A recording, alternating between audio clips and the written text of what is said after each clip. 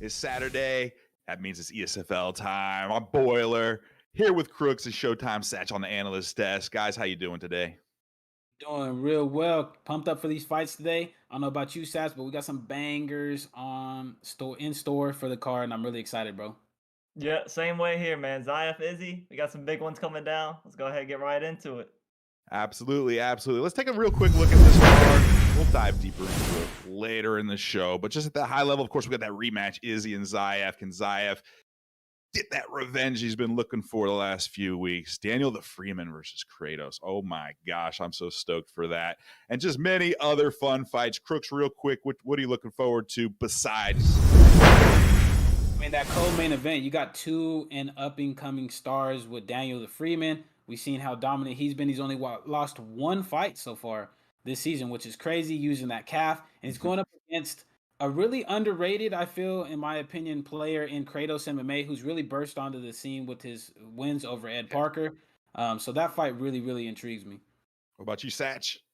I'm looking at Bang Bang versus Ed Parker. Both these guys are very talented strikers, but they haven't had the seasons they wanted so far. Bang Bang just barely above 500. Obviously, Ed Parker had that loss against Kratos. So this is a big fight for both these guys. Maybe they can get into title contention by the end of season 3. Who knows? I mean, they clearly have the talent to do it, but it's gonna be a good one. Good point. Season 3 is really deep into the action. We're coming maybe towards the end. I don't know. We got a couple shows left this year, of course, but every fight really matters as number one contender. But we'll dive a little deeper into that. Before we get too much further, though, let's go back and look at last week. 133 on the Xbox side.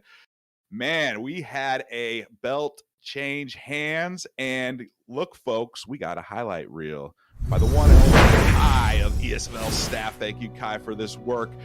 Crooks, I want to pass it to you. Take on this first fight here. We got Yurda versus EK Dave. EK Dirty, what's happening here, buddy? I mean, this fight was crazy. I mean, look at the head health on both of these guys. It was a stand-up war, which you don't think that you would get between both of these fighters, but overall, crazy fight here. Satch, what about you, my man?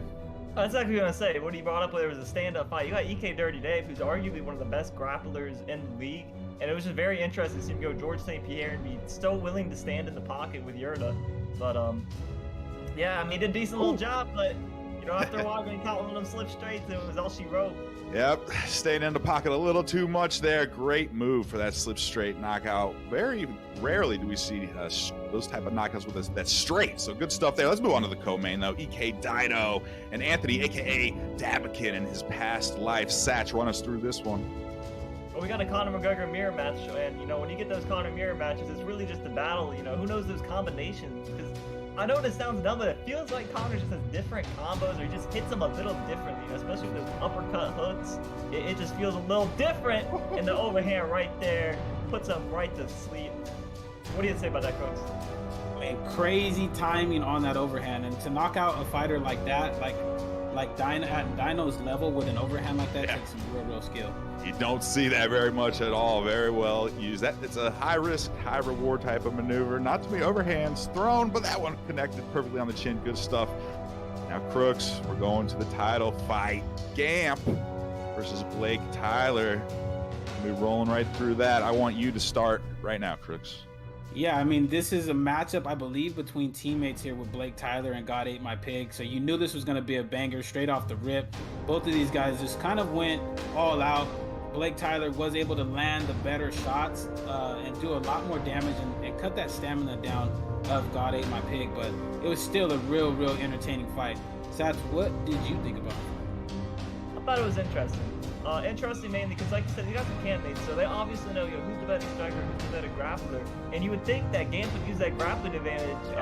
He didn't. He went with a Conor McGregor mirror match. I think it's very hard to beat a guy like Blake Tyler. In a mirror match, especially Conor McGregor. So I think it went downhill from Gamp there. You can definitely still come back though and getting this thrown. A little bit different. Definitely. No, that was kind of my first takeaway when I saw it. I was like, I mean, Gamp is legit standing, but Blake Tyler with Conor McGregor, that's just such a tough matchup. So anyway, Gamp will be back, absolutely, I'm sure, next week.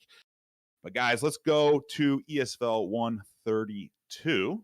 This one is what led us to today's card, of course, ESFL 134, PlayStation card. Let's take a look-see. That number 1 contender fight, Zyaf versus Spill. Of course, Zyaf came on the right side of that. Ed Parker and Kratos MMA. Big shout out for a big win by Kratos. He kind of came to this community, I'm not going to say out of nowhere, but he's really made some waves. And he's, again, making that number 1 contender fight later today. Crooks, what do you have to say about a couple weeks ago and leading into today's card? I mean, we had some crazy fights. That main event obviously was super crazy with Zayaf and Spill actions, because it looked like Spill might have had Zayaf there for a second, but then Zayaf came back and showed why he was the double champion here not that long ago and was able to pull out the win in that matchup. And then Kratos beating Ed Parker was absolutely insane. Nobody really picked Kratos to beat Ed Parker, but Kratos came in, he showed what he was about. He showed that, you know what, I deserve to be here and I deserve to be fighting the big names and potentially fight for the title if he's able to get this win here today. Satch. Yeah, I would say if it's any other person right there, if it wasn't Zyaf in the main event, I'm pretty sure Kratos would have got a title shot off of that win alone. But the way it is, Zyaf was so dominant. You have to give him some respect. I think he's had 2 PlayStation wins since he lost his belt, and really, some people thought he could have got an immediate rematch. So yeah.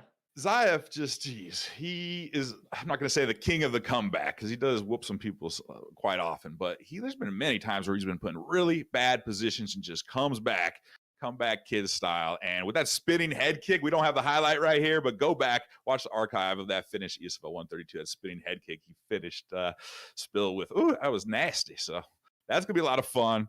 Ladies and gents, I got a plug for ESFL before it gets too late, before fights get going, which are coming up real soon. Got to follow us on Discord. Got to follow us on YouTube. Obviously, Twitter and Twitch as well. Wherever you can, ESFL. We're doing work. We got at least a couple fights every single weekend, including tomorrow. And before I do that, before I get much further and review today's upcoming card, let's take a look at tomorrow's card. Fight champion. Myself and Bailey will be on the call. I've never done work with Bay, so this is going to be super fun.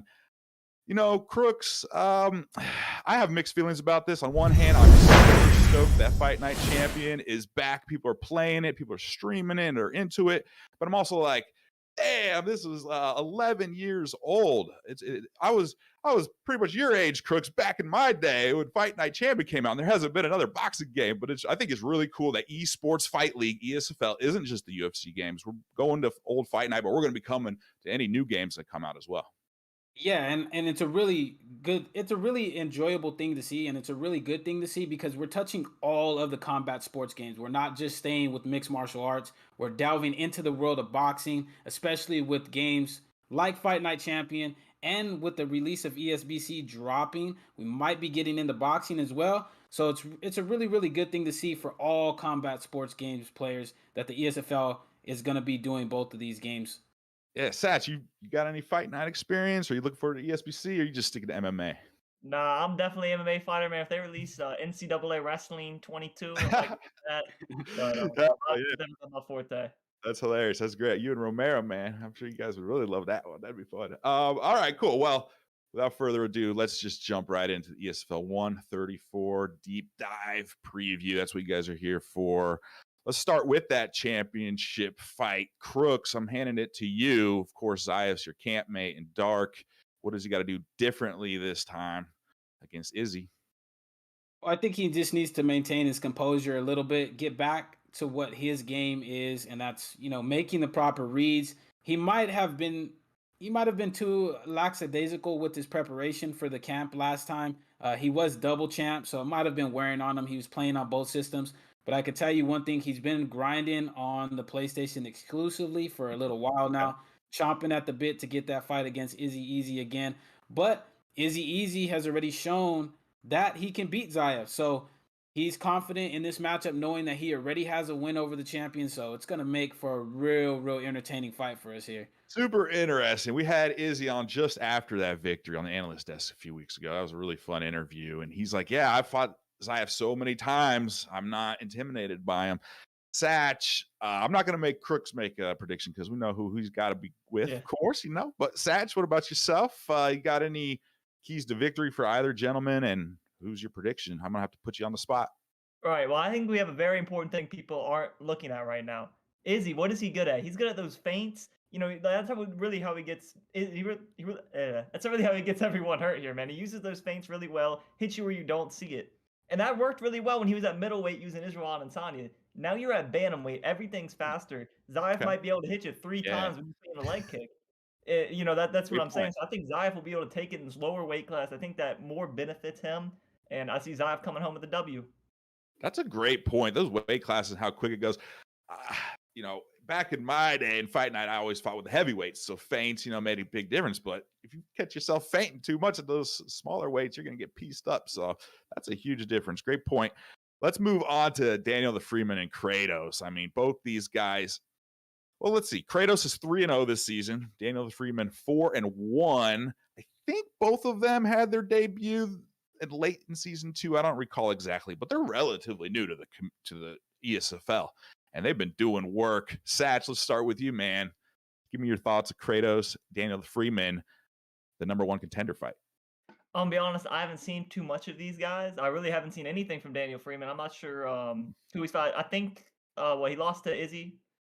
So I think I remember seeing Izzy getting in there with him a little bit, but you know, losing to Izzy doesn't say much. And obviously, you know, Kratos just beat Ed Parker, and yeah, I mean, if you beat a guy that talented, you're up next for sure.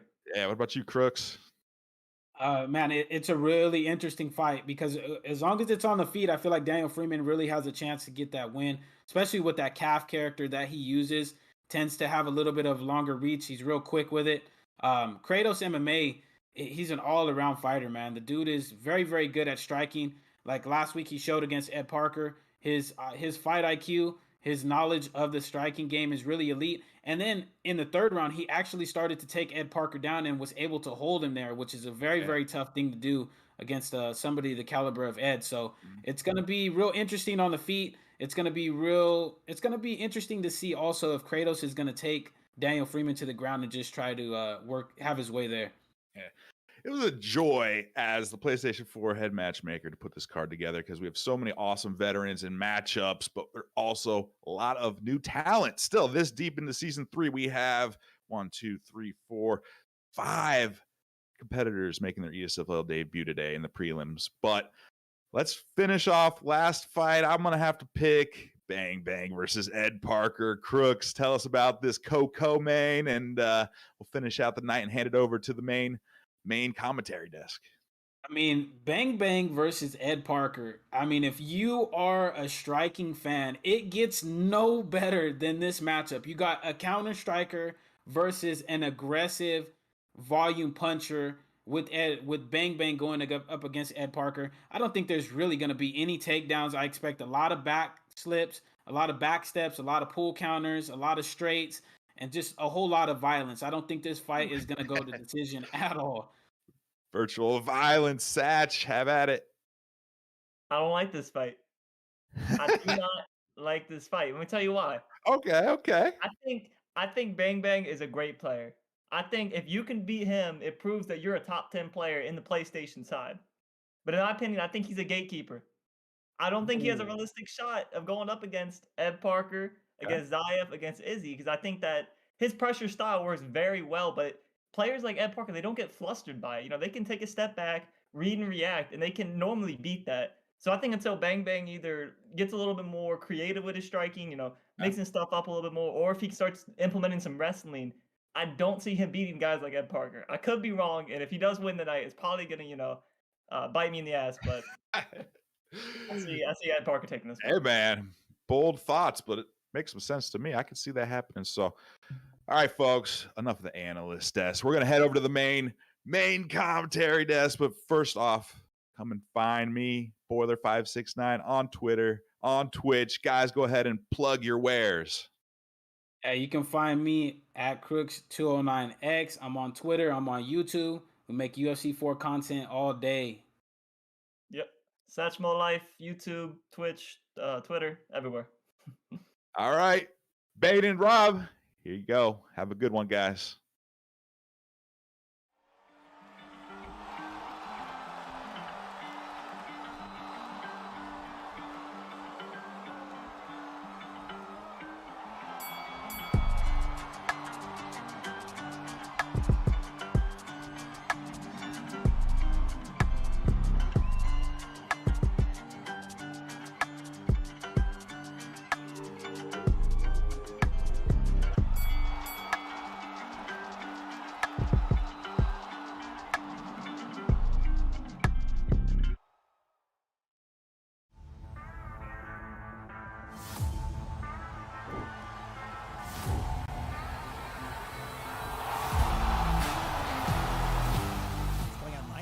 pass already tried. Oh, beautiful counter to the takedown. Thank you for joining us tonight. A disadvantage to Zyaf, but then he... Waiting too much on Trixie. Nice shooting, good turning.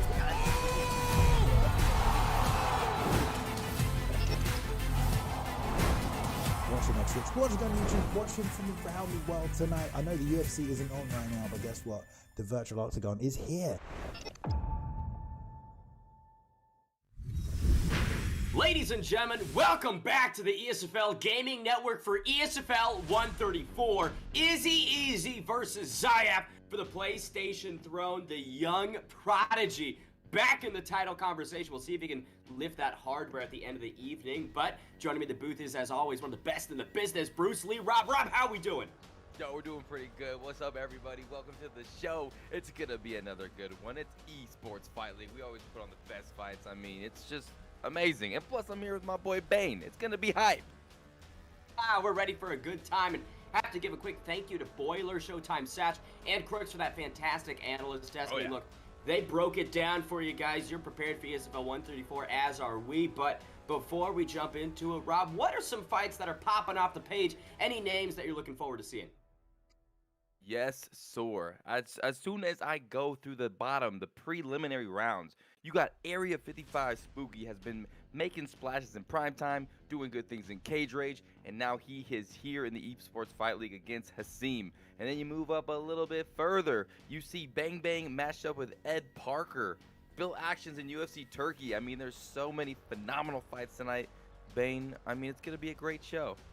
It's always going to be a great show, and I have to defer to Dan Freeman sitting in that co-main event for that #1 contender fight. Almost flawless in the ESFL, only one loss so far in 5 appearances. And I mean, look, that's a high stakes in that co-main event. But Rob, I think it's about time that we talk about stakes. Down at the beginning of the card, debutants on deck, TMF Machine Gun versus LW Kobe. Both of these gentlemen punched their ticket into the ESFL through the Proving Grounds. That's sort of the regional scene where we bring guys on the Sunday cards and they get the chance to fight their way to the big show. Rob, what do you know about these guys? I know that Gavin is 0-2, coming off an unlucky loss to Pressure. Needs a win here. And Morbid is 0-1. He got dominated in his last fight against Samurai Robin, and he also needs a dub. Morbid bringing great wrestling, unorthodox striking, good submission offense. That might be last week's scouting report. What? The ESFL 132 one. Someone said Rob the wrong one. How could they do that to you? What is going on here? TMF Machine Gun and LW Kobe, talking about Machine Gun. He looks to win over the viewers. He's an entertainer. He's a showman first and foremost. He's got a strong focus on boxing. Keeps it tight, keeps it crisp with those fundamentals. Right. But he likes long extended combinations. He's not a guy who's going to throw 1 or 2. He wants to throw 3 or 4. Talking about LW Kobe, constantly in the top 20 on OWC. Looks to prove right here that he's not just a guy who likes to win online. He also likes to win in the competitive scene. Top contender in primetime as well. If you know primetime, you know that they've got some absolute dogs in that team.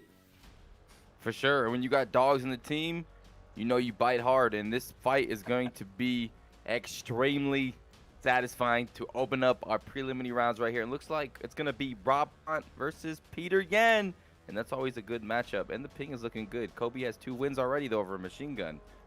Will that matter here, Bane?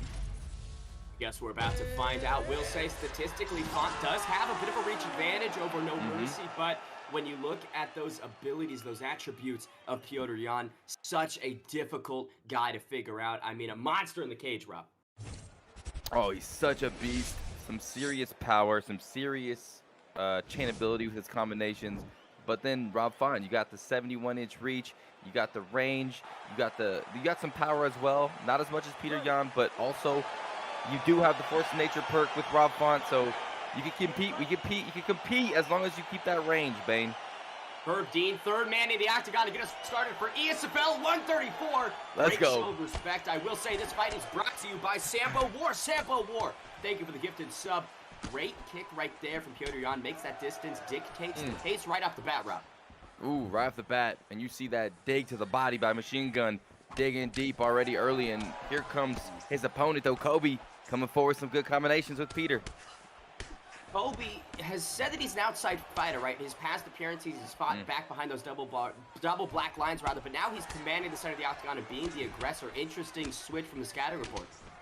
Yeah, must have realized that he has Peter Yan at his disposal. And what better way to win than just to bulldoze your opponent? Wait. Oh. Good shots. Combination lands from Machine Gun. Not really utilizing that reach, though, Rob. We talk about one of Font's biggest attributes. It's his size, his physicality. Down at 135, you got to fight with that jab first and foremost. Machine Gun opting to stay in the pocket and land with hooks and uppercuts. Yeah, couldn't have said it better myself. You got to stay at range, start with the straight punch, use that lead hook as well, throw some teeps, throw some front kicks, but there's the takedown. Turns it up. Kobe successful in his first takedown attempt. Now on top. 1 for 1. I mean, talk about 100% takedown rate in the ESFL right now. That's crazy. Oh, yeah. Is Kobe 100% takedown right now? This is his first takedown ever. Oh, yeah, it's his debut. 1 for 1, baby. He's never baby. Missed a takedown. We'll say grappling, right? 4-star for both guys on the ground, but Piotr Yan just a bit stronger. Great shot right there off of the clinch for Kobe. Kobe really just being in control this entire first round. He is. Ooh, lands a nice little knee right there, but his opponent, Machine Gun, did a couple of nice shots there with...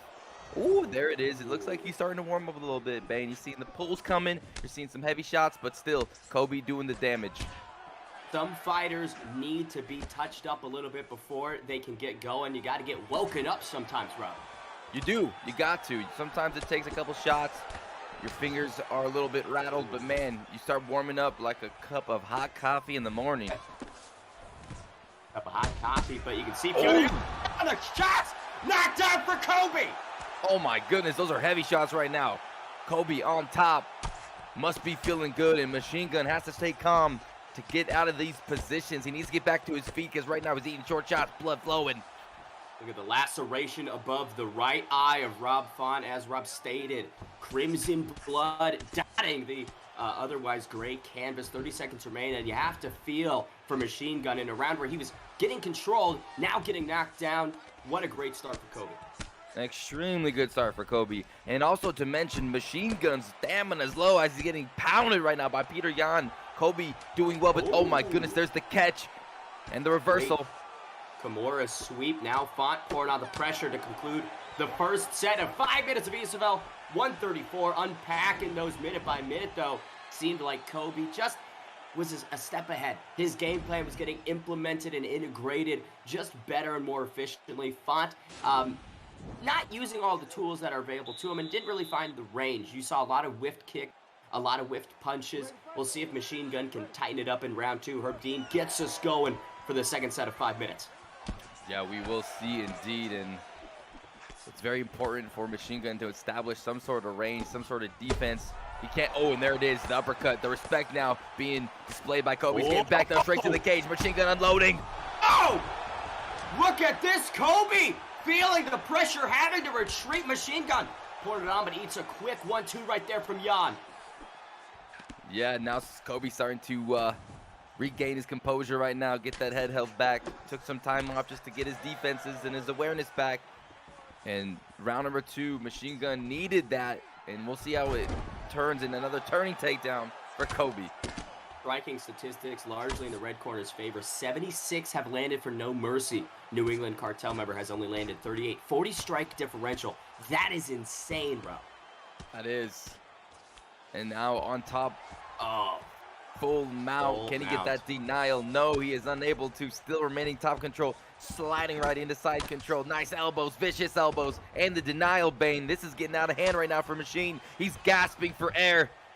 And think where those elbows are landing, right on that right side of the head where that laceration is. That cut's only going to get bigger and deeper. 2 minutes and 50 seconds remain in this second round. Kobe getting back to that control, right? That was a lot of adversity that he experienced at the beginning of this round, but fought back in a brilliant fashion. He did very well.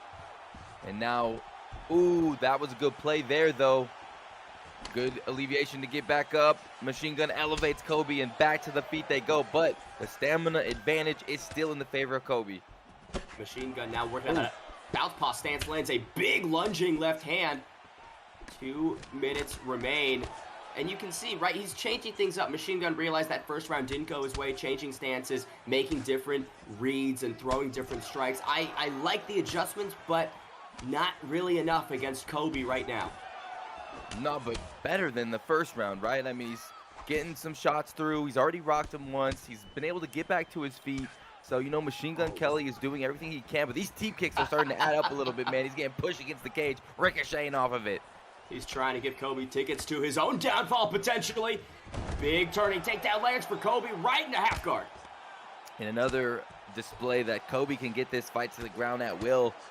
And he's done some good damage here, and he's really chopping down at Machine Gun Kelly.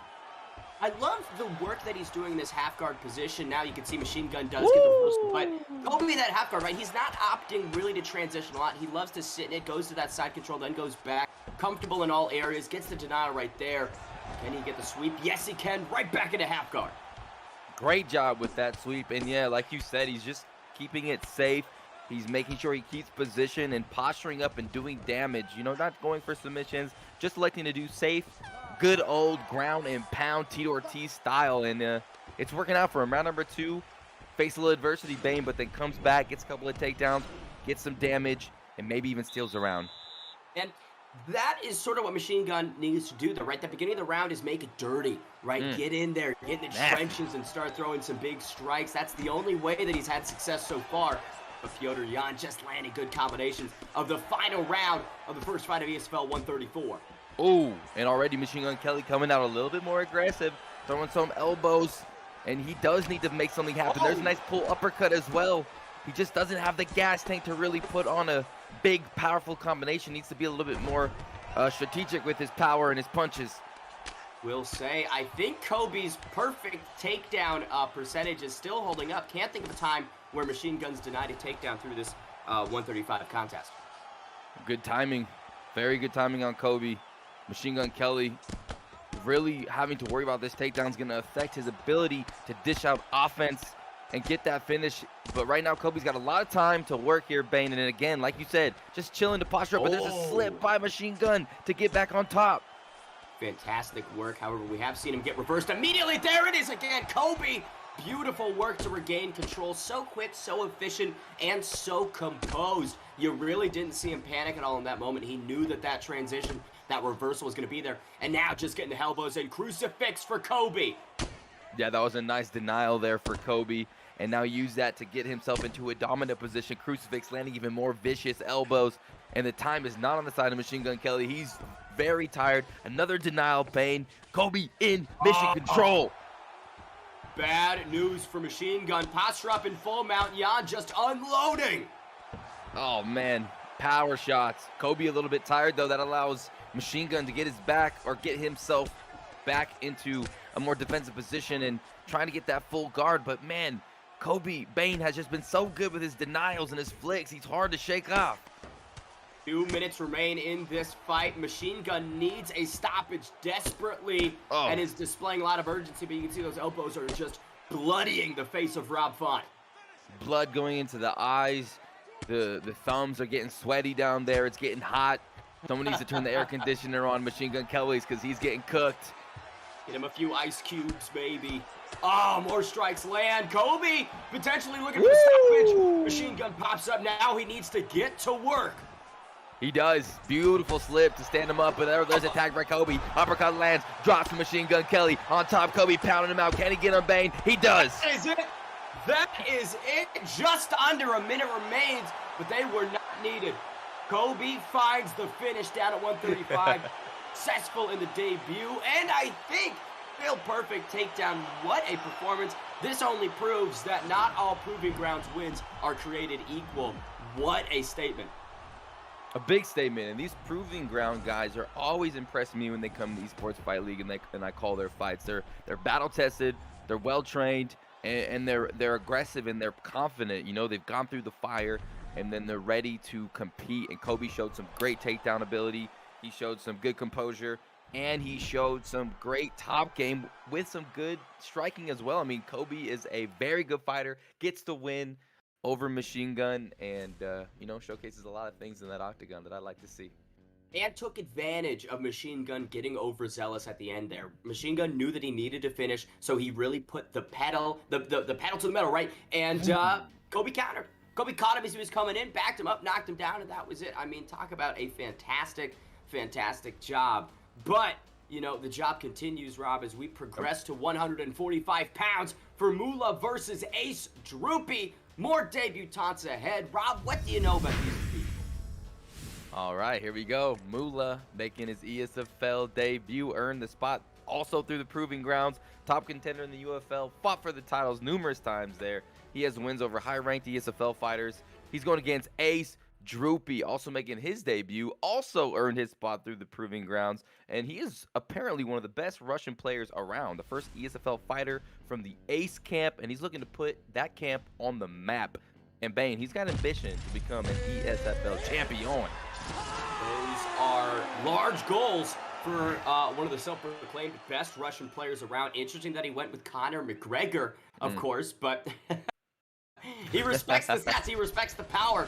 McGregor versus McGregor mirror match. Second fight of ESFL 134. And we'll say, right, as always, when the fighters are the same, stats are equal. It's all about skill. Very true. They got the same fighter.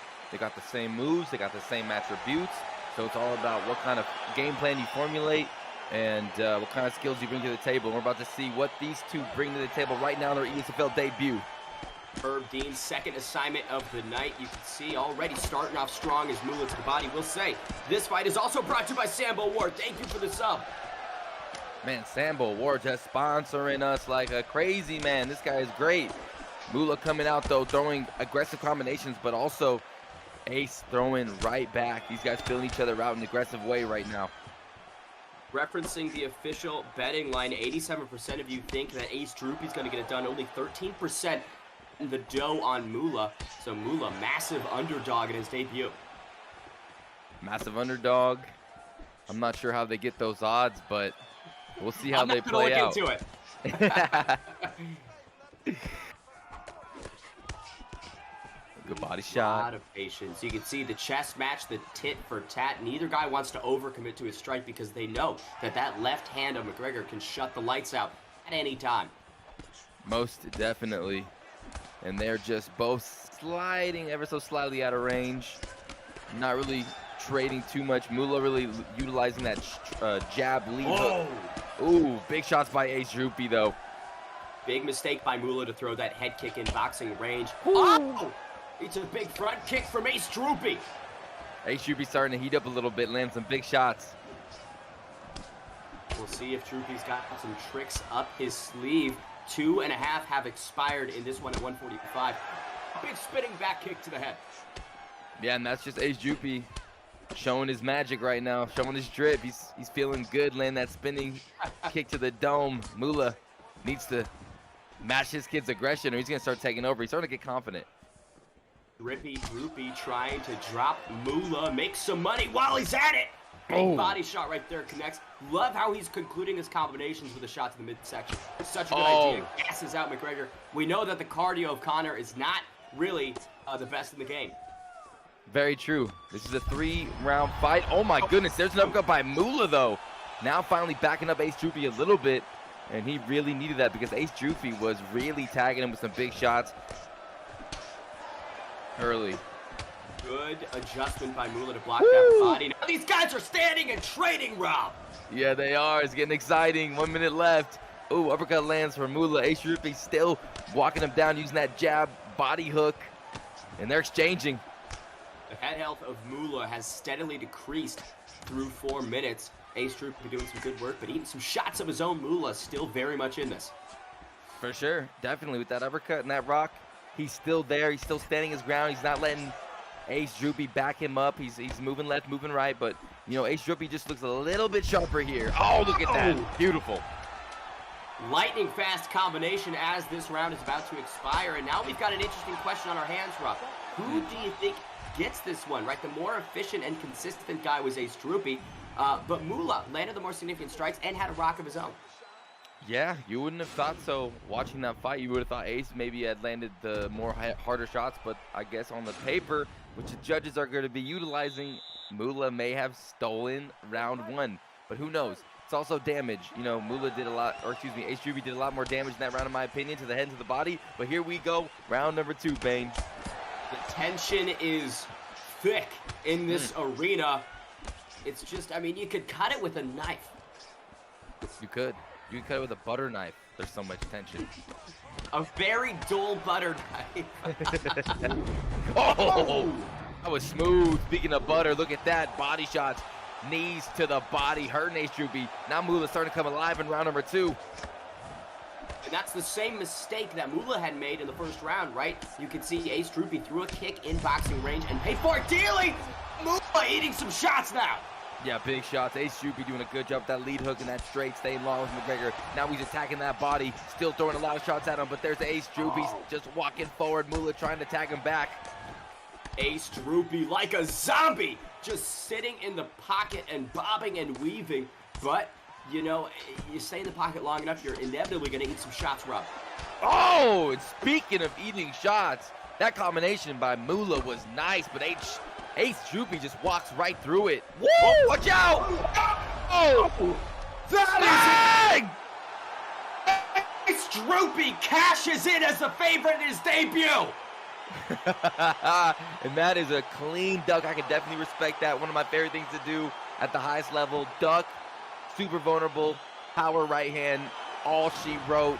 Ace Droopy with a beautiful knockout in his debut over a game player in Moola. And Moola showing some good stuff too as well. What a good fight. The theme of that one was kicks at ranges that they shouldn't have been thrown at. That head kick, right, should have been maybe uncorked a little bit. Outside of the pocket, maybe set it up a little bit better. Moola pays for it desperately, but I mean, man, that was back and forth. Each guy got rocks. Each guy was landing a significant amount. And I will say that knockout was brought to you by Boiler with the sub. Thank you so much for sponsoring that one. Shout out to Boiler. Yeah, you couldn't have said it better myself, bro. You know, that was a great fight. 2 hungry ESFL debuters came in, put on a show. Both used Conor McGregor. Both had some moments in the fight. But you could tell that Ace Droopy was just a little bit sharper. He maybe a little bit more trained, a little bit more confidence. I don't know what it was, but he's a step ahead of Moola here and there. Not that Moola didn't have his good moments, Bane, but man, Ace Droopy, especially with that duck, that just shows that he's got some good tendencies and a good head on shoulders, and he's ready to go. He's in the ESFL, and he just made a splash. I got my raincoat. That's what you need. You got your raincoat, because, yeah, I mean, he's get wet. Dripping everywhere, baby. And I will say, oh, my God. One thing we knew about him was that he counters while pressuring. If he's moving forward, he's still actively looking to make you pay for shots. And he did that in emphatic fashion with elbows on the inside. We didn't comment on it while it was occurring, but I saw many instances where he's in the fire and still looking to make those moments occur. And, I mean, you know, he said he wants to put Ace on the map. I think he just did, bro. That's true. I totally forgot about that storyline of Ace. The camp, yeah, Ace Droopy. We're probably going to see some more people join that camp, or maybe other members from that camp, now that we know it is on the map. He did it. He did his job. He accomplished his goal. And now I think we're ready to move on to the next fight, Bane.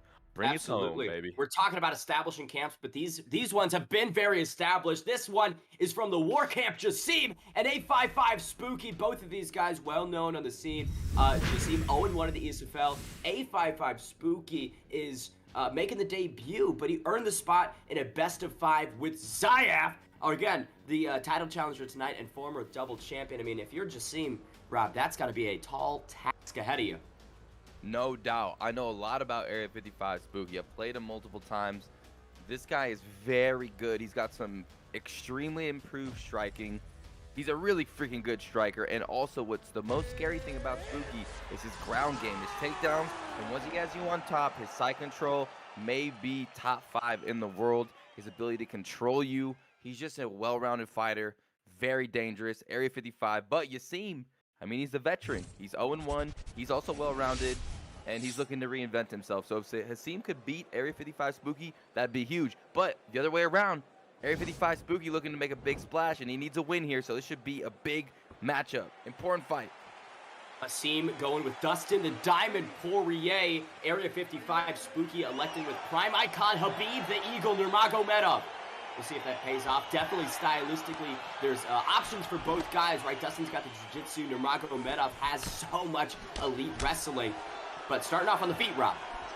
Yeah, and you know, Haseem needs to be careful of that takedown. He cannot let him take him down early. Oh. And there it is, right into side control. This is terrible right now.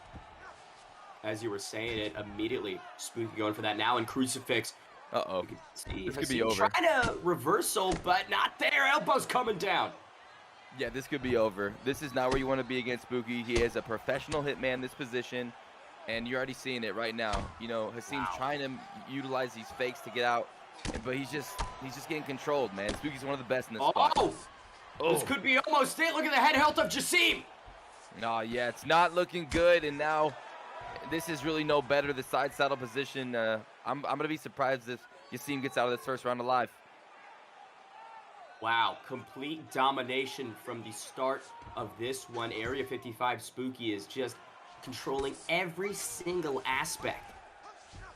He is, and especially with Khabib Nurmagomedov, that even enhances his skills. And now you're just seeing him, you know, he's just in full control right now from the opening bell, just landing bombs, doing damage. We've got love for MMA in the Twitch chat suggesting that Haseem's rubber guard is very good. He's got an opportunity with it with full guard right now. Can he get to it? We'll see. It'd be very impressive if he did. Area 55 going ahead and moving on to side control. And again, Haseem lets him get crucifix. And this is terrible. This is not good. Elbow lands. Tries to escape. Gets denied. Another elbow lands. Vicious. 3 minutes have expired now in Americana. Potentially, can the Diamond fight his way out of this one? Escape bar is there. You can see Spooky cancels the submission. We talk about Dustin's durability. He can take a shot to give one. But, I mean, this is a lot of damage he's swallowing in this first round. Yeah, it is. A lot of damage. A lot of damage. A lot of control time. And Spooky is letting Haseem know, if I get you to the ground, you're not going to be able to get up. And I'm going to slam vicious elbows, as Bane likes to call them, on your dome. Great denial there from Haseem, though. Much needed. Can he pop back to the feet? Yes, he can. Now he's got to break the grip. 60 seconds remain in the first round. Nope. Right back down. Spooky gets him where he wants him, right in the side control position. And this has just been a nightmare for Haseem. Half guard posture up to Spooky now landing. I like how he's not putting a ton of power into these shots. He's just touching up, going to the body, going to the head, not extending himself or gassing himself out. Look at the cardio of Area 55 Spooky. Almost still at 100%. Fighting very efficient right now. And he's doing that because he doesn't want to lose position. And yeah, wrestling around with Khabib and having him smash into your body and throw you around, that just wears you out naturally in this game. And a big round, I don't know, maybe a 10-8 round. I don't know how the judges are going to score that, but in my eyes, a 10-8 round. I'd call it a 10-0. I mean, that was just a complete shutout for 5 minutes. Area 55 Spooky definitely belongs in the ESFL. Haseem needs to make some serious adjustments for round 2. I'm thinking uppercuts. Camp the uppercut. Camp the R2, L2. Do not go to the ground with Spooky. Yeah, definitely has to do that. Easier said than done, though, because Spooky is going to throw some good combinations, and he likes to mix in those lean. So when you flick that left stick, Bane, he leans. You'll see a leaner, and he mixes it in so well with his striking, and he puts a lot of pressure on you. Now, someone in the Twitch chat suggesting that it's not Area 55 for that A55. It's either a assisted suicide squad or something else. I've got the profanity filter on. I don't know how to turn it off. But that's interesting. Maybe it's part of a camp. If there are other members of Spooky's camp out there, I mean, boy, it's a camp you don't want to mess with. I heard a rumor that it stands for ass. I'm not even lying right now. I was streaming and someone said it stood for that, so that'd be a weird camp name, but, you know, a lot of rumors about what that actually means in the community. Now you can see Nurmagomedov inside control. Spooky gets the crucifix. I mean, we're a minute in, basically, to round 2. And Spooky already securing such dominant position. He is. I don't know. I think Bane might be lagging a little bit here, ladies and gentlemen. But again, Area 55 on top in side control. This time, it seems able to roll out to Sprouse a little bit better. And I think we got Bane back. got my my toaster Wi-Fi that is not really on my side ever. 2 minutes have gone by in round 2, and you can see Haseem is just getting hammered to the body, but gets the reversal. Huge right there for the confidence of Haseem to roll him over, now on top with the denial as well. Wow, Haseem, big play. And Haseem makes the magic happen. Postures up, now goes back to the feet. Smart decision. He's got Spooky cornered. Can the Diamond make something happen? Very intelligent to get back to the feet. Now he has him against the cage. Haseem needs to let his hands go. He needs to show him some striking offense here, and he needs to defend this takedown, but unable to. Bane. Prime icon Nurmagomedov simply too much with the takedowns. Haseem back down there, but we do talk about confidence, right? Feather in the cap to get back up and land some strikes. If he's done it once, he can do it again. Great denial from Haseem. Very true. You know, we're seeing some good stuff from Haseem. There's the arm triangle being locked in by Spooky and the posture up. We'll say Spooky has 100% of the betting. Nobody is really putting money on Haseem. I think one person put 2 channel points or 10 channel points, so 0.2% to Haseem. Looks like nobody has faith in poor Haseem right now, and it looks like they're betting smartly because look at that. Pulls guard, gets the full mount. That's a very cool move there that not a lot of people are able to pull off. But Spooky's one of them. Huge shots. Haseem wearing the damage as best he can, but the block is diminished. The head health is no longer there. Poirier has to be moments away from going out. Yeah, his head health is low. His stamina is dwindling here. A big deny by Spooky. Thank goodness for Haseem. The timer is running out in the round because this is getting out of hand. Much like the television show, Haseem was just saved by the bell. However, round 3 is up next. Final 5 minutes. 155 pounds. Can Haseem hang on? I mean, it would be incredible if he snaps it. It gets to the judges' scorecards, in my opinion, because Spooky looks like a world beater tonight. He does. I mean, he's so elite at in his skill sets, and if he gets you to those positions, you're in huge trouble. What Haseem needs to do is be aggressive, utilize his footwork, put pressure on him, and make Spooky feel Haseem's punches and his power and his front kick and his uppercuts, like you said, Bane. He cannot be taken down at all costs. He needs to get a knockout here in vicious fashion. This 3rd round is brought to you by Boiler 569. Thank you so much for the gifted sub. Thank you, Boiler. And here we go. Haseem coming out, getting aggressive, and this is what you want to see, but he has to watch out for the takedown. He has to watch out for the clinch. He needs to be careful, but aggressive. But here's the one thing that you got to consider. Head health is really not there. If Spooky can land a couple strikes. Oh! Just like that.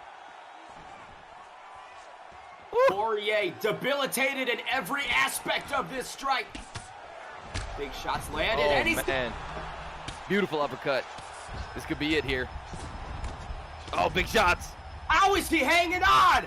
Haseem with the survivability of a zombie. Somehow still here after getting knocked down. Knee on belly, though. Spooky wants to put him away. Oh, man, these are big shots. Somehow his head just getting pounded. Dustin Poirier's toughness saving Haseem right now, and he still has 3 minutes and 16 seconds to somehow figure out a way to solve the riddle that is Spooky. It's Spooky just swimming to back mount. This is getting dangerous. It's been dangerous for 15 minutes, Rob. This has been hell on earth for Haseem. Good deny right there. Can he get it over? No, he can't. Spooky's still very much in control. Now flattens him out. Terrible for the Diamond. Very bad situation. This is probably going to be it, but ooh, no. He's able to sneak it out. Good job by Haseem. Oh, beautiful flick right there, Bane. Haseem not going away without a fight. Posture up for the Diamond. Poirier back to the feet now landing. Oh! Huge uppercut. He was trying to go to the body. He got clapped. There it is. It's all over. Area 55. He's a killer. Wow. I mean, so much domination. Lightweight prime icon Nurmagomedov with Spooky behind the sticks is a nightmare to deal with. All respect to Haseem, though. I mean, by gosh, that guy can hang in there, but just unable to get any success going. This was all Spooky G in what was a massive debut performance. Huge, you know.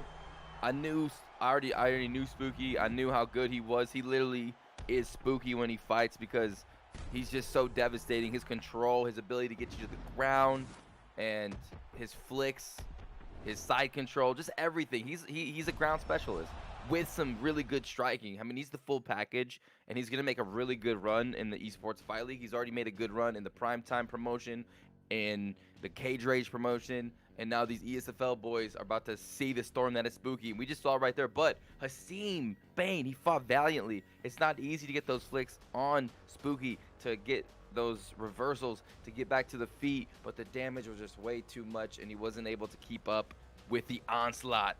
No, and it gets harder when you're getting dominated, right? The fact that Haseem was able to get those reversals and change the momentum in small ways in that third round after getting just blown out of the water through 10 minutes was absolutely commendable. And Haseem, I mean, durability for days. You got courage, you've got heart, kid, and you belong here in the ESFL. No stock loss, really, but Spooky, just that good. I mean, when you're going with Zayaf and when you're getting spars with him, I mean, man, he's going far. No doubt in my mind. It looks like you may have a note from the back from somebody. We ain't gonna worry about it though. That's for a later date there, Bane.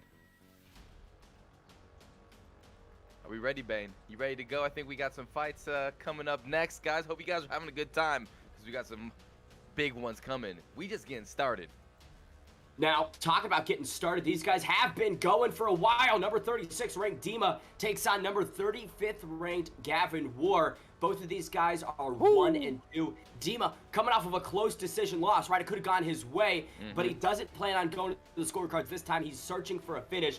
Gavin War bounced back in fantastic fashion after a 2-fight skid, knocks out Morbid Madlad with a great flying knee. I mean, I remember that moment perfectly. He just intercepted a kick, and Morbid Madlad went unconscious. We'll see if Gavin can get back-to-back wins in this one. Rob, what do you know about these guys?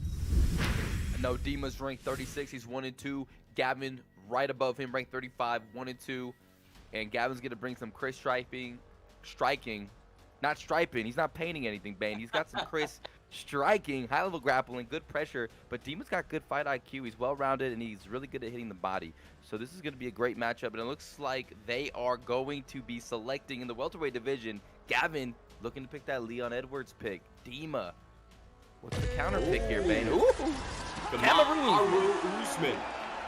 We'll see if the Nigerian Nightmare can get it done against Rocky Edwards. This is basically striker versus grappler, but Usman of late has been fantastic with the hands and has gotten some boosts because of it. We'll see if that power differential plays in here at 170. Yeah, we'll see. He's got some great straight jab straight punches. But Leon Edwards has a lot of kickboxing ability, and he's got a good ground game as well. So this is pretty evenly matched. We'll see how these players decide to utilize these picks here. Gavin already coming out aggressive early. Oh, big lead uppercut. That left hand of Dima is money as this fight progresses. There's the level change. We'll see if Usman can get down. No, it can't. Look at that Gavin work. Great takedown defense. And that's what Gavin needs, is that defense. These winging uppercuts, though. Dima trying to get that clinch. But Gavin putting a lot of pressure on Dima right now, making sure he's backing up against that fence line. But Dima, beautiful pull uppercut right there by Gavin. Damage done to Dima early. We'll see if Gavin can continue it. Good takedown defense. 0 for 2 is Dima getting it back to the mat. Great knees in the clinch as well. That's going to give confidence right there to Gavin War. And that's going to take away confidence from Dima, his ability to get this fight to the ground. And you can't get desperate. He's got to set some things up, get some striking flowing. And right there, nice right hand, but he's getting hit as well. Talk about the stylistic matchup at play here. Edwards, southpaw by trade. Usman right with that orthodox stance. That right hand is just a piston, and he's got nothing but empty space to fire it down the middle. That's right, and those hurt. And there's the clinch attempt again. There's the takedown, but no, with late denial again. Gavin, relentless with his takedown defense. He will not be taken down. Somersault by Gavin War there. Clearly acrobatic. Big strike lands in the midsection. Edwards taking some shots upstairs. Oh, but big left hand lands for Gavin War, backing up Dima, tagging him to the body, throwing big shots to the head. Dima trying to recover here, and he's able to live the fight another day. Talk about controlling all aspects so far. Edwards, right, defending the Oh. takedowns perfectly through the 3 attempts, and now stunning Dima. Gavin Ward having a great fight. Oh, an extremely great fight. That little switch, a little check mark kick was beautiful. Gavin still putting on the pressure, throwing vicious shots, also being defensive aware to realize when he needs to pull and when he needs to counter. And Dima just looks like he has his hands full right now with Gavin. Gavin is surging. He's flowing. He's in the realm of the gods. Dima gets it down though. After several attempts of getting denied, he finds it on the mat. We'll see what he can do with 60 seconds remaining. He's going to have to do something big here. It looks like Gavin is trying to grab that that left leg, but it looks like he's just kind of feigning with it, toying with it, and that's going to allow him to stand back up. Good little tricky plays right there by Gavin, but right back down he goes. Dima says, "You're staying on the floor, kid." Body lock takedown there for the Nigerian Nightmare. Something we know about him, right, is that athleticism, that power that he brings in all positions. If he's got those underhooks, you're probably going for a ride. Most likely, and he could slam you hard and he could slam you fast. And he's gotten some control time right here, but really unable to do a lot of damage because Gavin is just really being tricky in these positions, kind of utilizing these little cheeky feints and then trying to posture up. And that's a big round right there for Gavin Warbane. Gavin Ward doubling up on the significant strikes, landed 17. Dima only landed 9. We'll see if he can be more efficient and more accurate in round 2, because, yeah, in my opinion, 10-9 Gavin Ward. For sure, and we're gonna need Dima to, complete more of these takedowns. He looked like he could hold his own on the mat. Looks like that's where he wants to be, and he has landed some good shots on the feet as well. This fight's pretty even. It's just Dima's a little bit crisper, a little bit better with this pressure style. He's backing up Dima, and Dima, there's the shot as well. Bane, can he get it? No, he gets taken down by Gavin on top. Gavin jumps into the guard now, landing some beautiful ground and pound. Stands right back up. Rocky Edwards benefiting greatly from a slight punch speed advantage. You can see, right, he's throwing those strikes just a bit quicker, and it's confusing Dima. Hell yeah. And there's another confusing shot. Big left hand. That lead uppercut drops him. Now he's hurt, trying to recover, but still the pressure from Gavin starting to melt away Dima. His mental and physical game is being cracked. He's just step behind. Now he lands a big one too, but it seems on the feet, right? Edwards, Gavin War, just a bit more sophisticated, less sticking to the fundamentals, flowing and mixing it up. Dima just not able to get anything going really on the feet. Couldn't agree with you more. And there's another slam, Bane. Not only is he beating him on the feet, but he's beating him in the ground exchanges as well. And now inside saddle. This is where it gets a little scary. I mean, that was a massive judo throw. Leon Rocky Edwards threw him from California to New York practically, all the way across the octagon. Bane, you were here in Adele during that, "Hello, how are you?" And I was just like, oh my goodness, this is crazy. Gavin Ward looking in form. He's looking like he's on fire tonight. Dima needs to change the narrative quick. Big strike lands to the midsection. Oh, once again, Dima stunned. Now he's retreating. That block is not existent. It is no longer there. Gavin Ward making the most of it. Yeah, Gavin's starting to flow a little bit. Dima's starting to get tagged, and that head health is blinking. Oh, look at the kicks as well. Mixing in the teep kicks, pulls with that straight. Oh my goodness, Gavin looking good. Here's another takedown. Gavin Ward defends nicely. See what he can do. Trips him again. Man. Similar to Aljamain Sterling versus Piotr Yan taking the wrestler down ease many times in that one. Gavin Ward doing it to Usman. Oh! But there's one of those nasty Kamaru Usman power straights. I'm pretty sure that's a level 5. That's a nice move, and he gets stung with it. There's some good stuff for Dima there. Momentum somewhat swinging back into Dima's way, but now he's eating some strikes from Edwards. That's it! That is it! Gavin Ward silences Dima with a massive combination. Oh my God, what a flurry right there, and it always feels good when you hit your opponent. You got another one coming, the uppercut comes and ends the lights before he even hits the canvas, and that is a big, emphatic knockdown, or excuse me, KO, flatline, a baptism.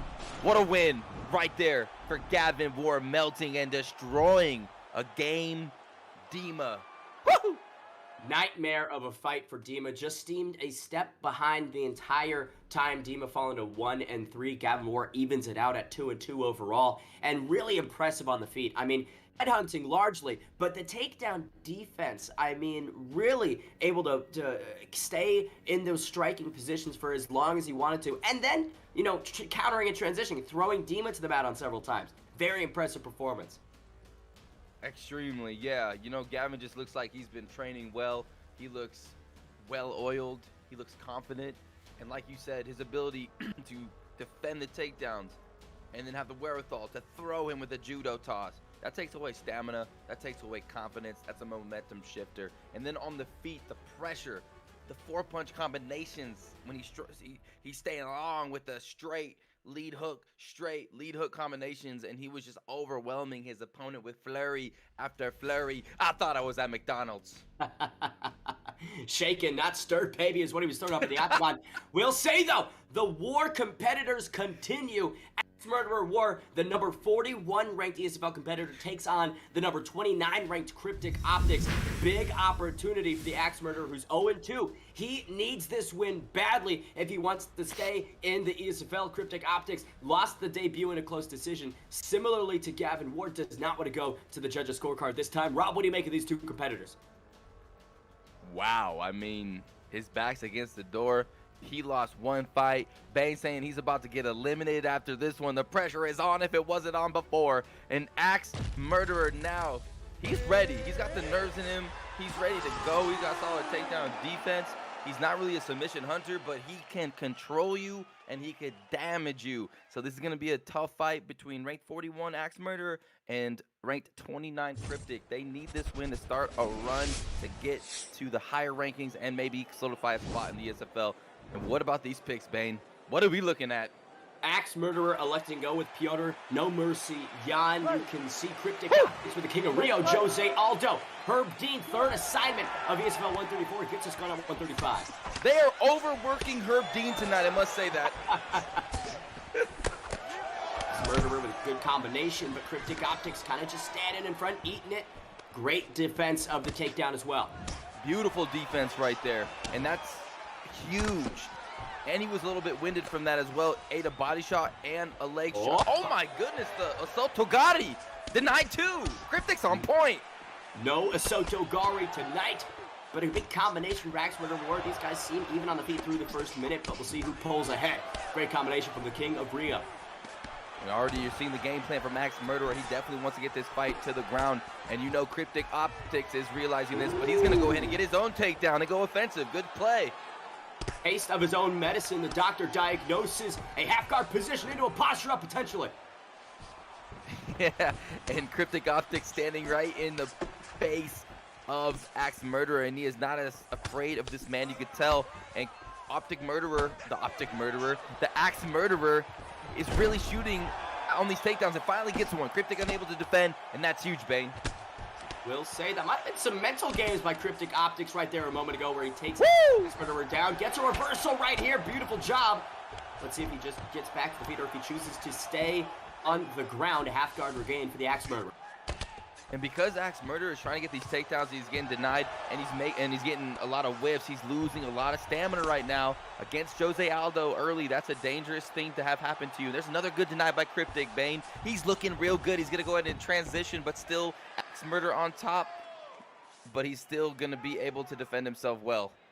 Axe Murderer stated in the follow-up to this fight that he's not just a submission hunter, right? But he's looking like a grappler by trade in this one, searching for these positions under control. And he go for something here.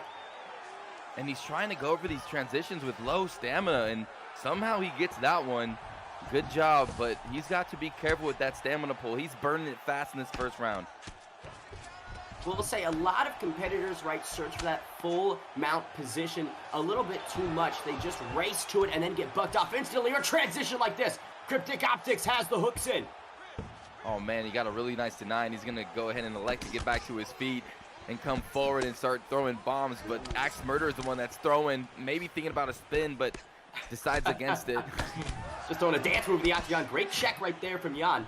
40 seconds remain in what has been a very tight first round between these two. Axe Murderer with a pullback.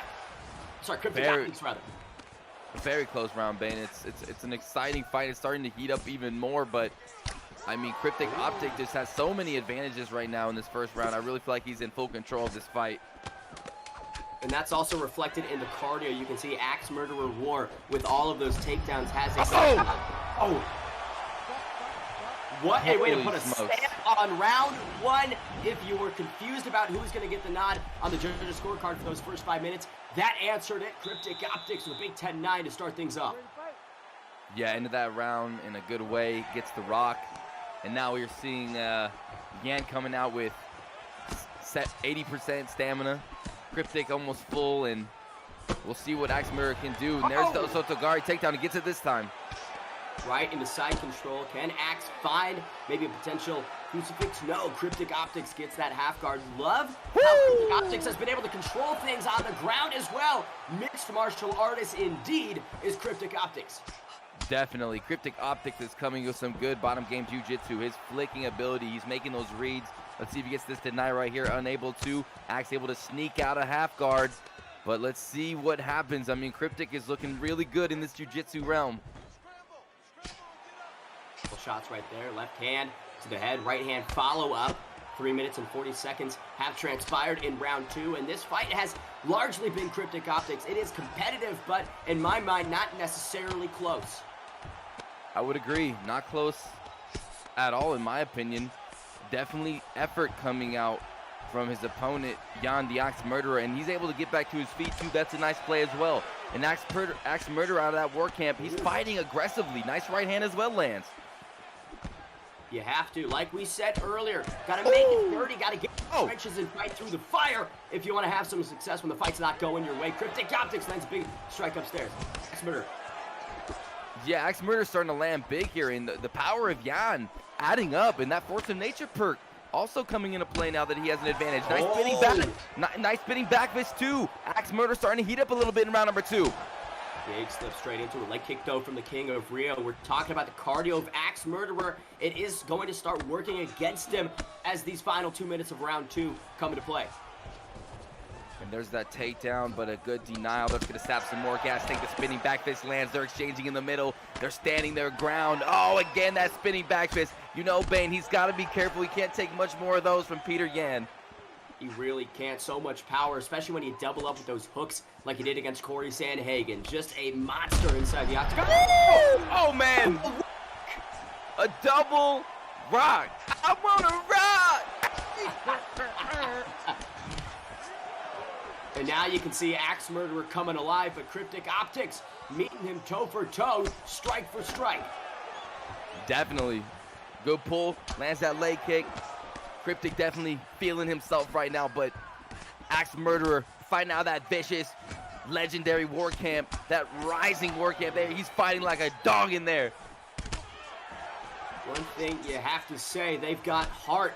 Yan just kind of gassed, to be honest, probably about, what, 40%, 45% stamina remaining, but still staying in the pocket and giving it everything he has. He really is, but man, Cryptic Optic is making it miserable for him. Oh my God, again, the double rock! This is history in the ESFL. That hasn't happened, Dane. Oh my goodness, what a fight. Referencing the stats for round 2, you can see Cryptic Optics notched around 23 significant strikes. I believe Axe Murderer got around 16 to 18, so the numbers would suggest Cryptic Optics up 2 rounds potentially. Axe Murderer might need a finish if he wants to get his hand raised for the first time in the ESFL. And he could do it. He's got a puncher's chance at this point. He's done some good damage. He's laid the groundwork down. Sure, he's gassed at this point. All the advantages would spell that Cryptic would win, but here comes Axe Murderer still throwing murderous intent. The spinning to winning strategy is paying off. It's another one. He might take off like a helicopter. I think I see Arnold Schwarzenegger in the crowd. You can see 61 head strikes to Axe Murderer, 58 for Jose Aldo. Oh my goodness. And Cryptic Optics needs to respect the spin to win strat because it's a vicious strat. They come out of nowhere. They're hard to dodge. He's got to be careful here. Jab lands for Cryptic Optics. These guys haven't really been using. Oh! Vicious now shots. Cryptic Optics getting to work. I think he's wise to those spinning strikes. Oh, what a sidestep right hand. Oh! Later, see ya. Flatlined. Talk about a massive power punch to close the show. Cryptic Optics gets it done in a big way and gets his first win inside the ESFL Octagon. In such a beautiful way as well. I don't know if I can show that replay, but you saw Axe Murderer throw that overhand. Cryptic sidesteps it or pivots it, lets it, whiff, bam, right hands, pulls back, and then again with the same right hand and just ends the night. Cryptic Optics looked, dude, Bane, he looked amazing. I mean, from the flicks to the composure to gassing out his opponent. Oh my gosh, Bane, how'd you feel about that fight? Did you love it? Because I loved it. Oh, you love it. You can't hate it. Such a good performance from both guys. And you look at it, they're before this, both guys hadn't gotten a win in the ESFL, so they were hungry to get their hand raised for the first time, so you knew that this one was going to deliver. We'll say Axe Murderer slightly out of his depth, but he really relied on his heart, his courage, and just tried to get in there, make it dirty, make it a dogfight, and boy, did he. But Cryptic Optics has that same instinct inside of him and finds that finish. I mean, man, if I am Cryptic Optics' next opponent, I am going to be very concerned about the stand-up that he brings. No doubt. Cryptic Optics, it looked so good in that fight. And, with Jose Aldo, especially against a Peter Yan pick, that's just very impressive. I saw him throwing the leg kick, but not being, blatant with it, not letting it be read. I saw some really good stuff from the ground where he was getting some nice flicks. And also just his striking was technical. It was on point. And he was dealing with Axe Murderer from the war camp, and he was coming out with vicious intent, throwing some wild, aggressive combinations. And then he just started spinning with the spinning back elbows, fists, and he was starting to get tagged, but he stayed composed in there. And Axe Murderer looked like he wanted to just obliterate him. But Cryptic Optics coming out on top, showing that he was the better man tonight, and he's got some technical game. He's a little killer right there. Vicious instinct is something that we've come to know and love from that war camp, and the war competitors continue in this next one. Number 26 ranked Skitch takes on the number 19 ranked Peace Mihai War. Undefeated is Peace Mihai so far, 1-0. Skitch 1-1 overall. Rob, what do you make of these two competitors? Damn, I mean, Skitch and Peace Mihai, and I saw Peace Mihai in the camp battles last week, and he looked pretty good. Trains with Axe Murderer. He's been in dogfights. He gets pushed to the limits in his training. He's 1-0, ranked 19th in the top 20. Skitch 1-1. This is a big moment for these guys. Peace is bringing that technical striking, the well-roundedness, the slick counters, while Skitch brings that good fight IQ, also well-rounded but adaptable. So this is going to be a close matchup. We're going to see who's who, what's what in the ESFL. We're starting to move up to the higher-ranked opponents. And that war camp, man, damn, they have like 4 or 5 people in this damn card. Yeah, from fight number 4 to fight number 8, at least one of the guys is from the war camp. I mean, if that tells you anything about the war guys, they are truly elite, cut from the same cloth, and that cloth is absolute silk. Man, that's some durable silk right there. That's some hardy silk. That's the kind of silk you put on and you get nipple chafe. We'll say, referencing the official betting odds, Peace Mihai has got about 55%, Skitch 42. Close odds for this one. McGregor on both sides. Peace Mihai in the green trunks. Skitch in the white with the green trim. And here we go. 2 McGregors. Both guys obviously have the game plan to knock each other out. That's why you pick McGregor, and this should be a fun fight. Peace already starting to open up. Skitch trying to land that teep. Herb Dean gets a slight break from the action. Dan Mergliata, the third man in for this one. We'll likely see her back soon, though, Rob. Probably. He's got a lot of work. He's making the money tonight. But Peace, oh my goodness, what a stinger. Uppercut lands, drops Skitch in a little bit of trouble right now. Skitch facing some adversity. Peace Mihai drags him down right into side control with McGregor. Interesting. Going to the mat with McGregor. Let's see what he brings to the table here. Man, that was a quick combination to sit Skitch down. 2 minutes have gone by, and Peace Mihai looking to stay undefeated. Yeah, definitely. He's motivated. He wants this win. There's a sprawl from Skitch from the bottom. He gets it. And right away, he tries to transition to that right side, but a denial. Back to the feet. Interesting. Oh, Peace Mihai just stinging with those combinations like a bee, like a wasp, like a yellow jacket, Rob. Oh my goodness. Those are some dirty stings right there from a yellow jacket. And Skitch is getting tagged. And it seems like he might be allergic. Peace Mihai, though, really extending the Ah! A payback! Each guy throwing that head kick and whiffing. Will say Peace Mihai wore that damage really well. I mean, he ate some good shots from Skitch. Skitch trying to capitalize on that miss, but Peace Mihai's head health still very much there. It is. He's looking pretty durable. And he's dishing out a lot of damage on Skitch. Ooh, good shots by Peace Mihai. He's coming forward and he's landing some good ones. Oh my God, there's that same uppercut he landed earlier, Bane. That lead uppercut is again. It lands. Some head movement is needed from Skitch. He's got to watch out. He knows now. Oh my goodness, what a beautiful slip though. He tries to land his own uppercut. Lands that rear, or excuse me, that lead hook. Now walking down Peace Mihai is Skitch. Peace Mihai forced to retreat for the first time. Eats another slip straight. Skitch coming on strong. 40 seconds remain. Peace Mihai lands a crisp little leg kick, right? Just gets Skitch off balance. But I mean, man, talk about a momentum change. For sure, he's starting to feel good. He's starting to feel confident. He's starting to come forward, and that's changing the narrative of this fight and also utilizing those teep kicks. But here comes Peace Mihai trying to throw leather. Look at the block of Skitch. It is simply gone. But now what you want to do is gas out right in front of him. Each guy a crafty competitor with the striking. This one's going to be contested probably on the feet. I don't think we're going to see much grappling anymore, Rob. Yeah, I don't think so, unless maybe Peace tries to take him down like he did earlier. But wow, that was really risky at the end of that first round. Bane, you saw Peace unload his whole gas tank, and Skitch was there with full gas tank, and that could have been really bad. But Peace gets out of there unharmed. And now we're here, round number 2. Dan Mergliata looking at the action close because these guys are firing bombs. This is a firefight in there. This one is definitely not going to go to the scorecards. Skitch looking to make him pay. Now reverse the momentum. Lands on the inside. Peace Mihai tries to return the favor, but can't get it going.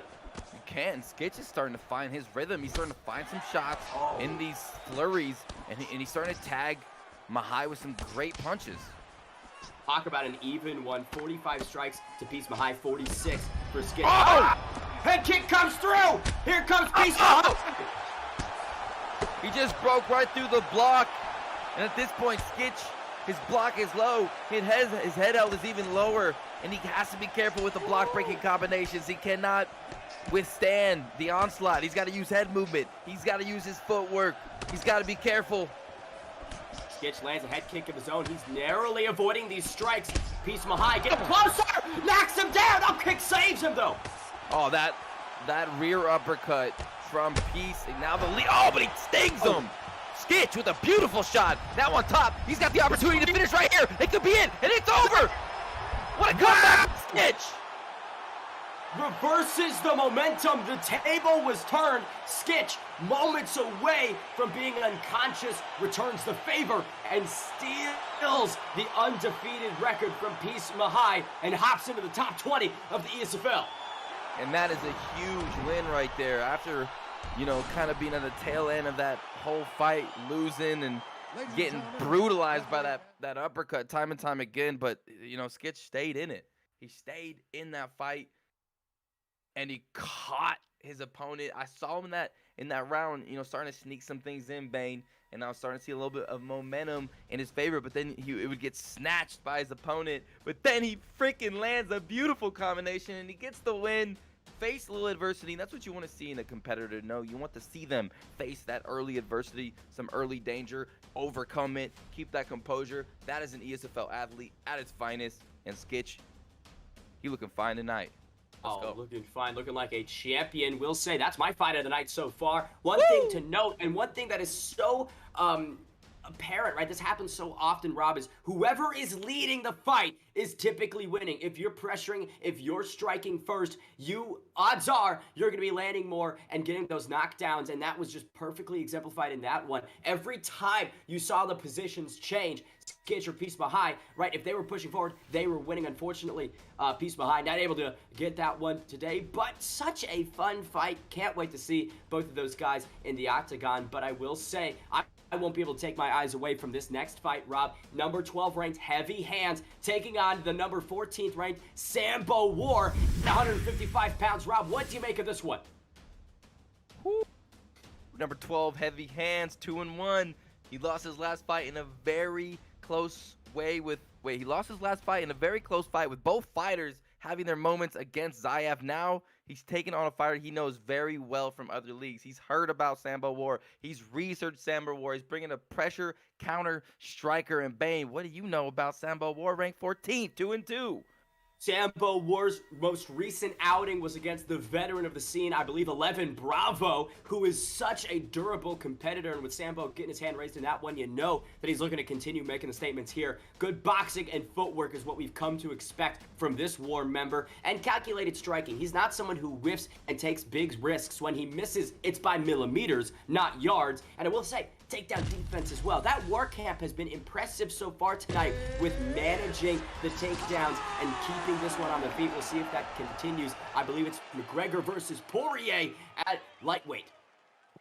It is, and this is going to be another striker's delight if I had to guess, but he did pick Dustin Poirier, so he does have the ability to take it down. Top dog, that is, a.k.a. Heavy Hands. Yep, sometimes it throws us off when they switch their names up, but we are professionals and we know what we're doing here, don't we, Bane?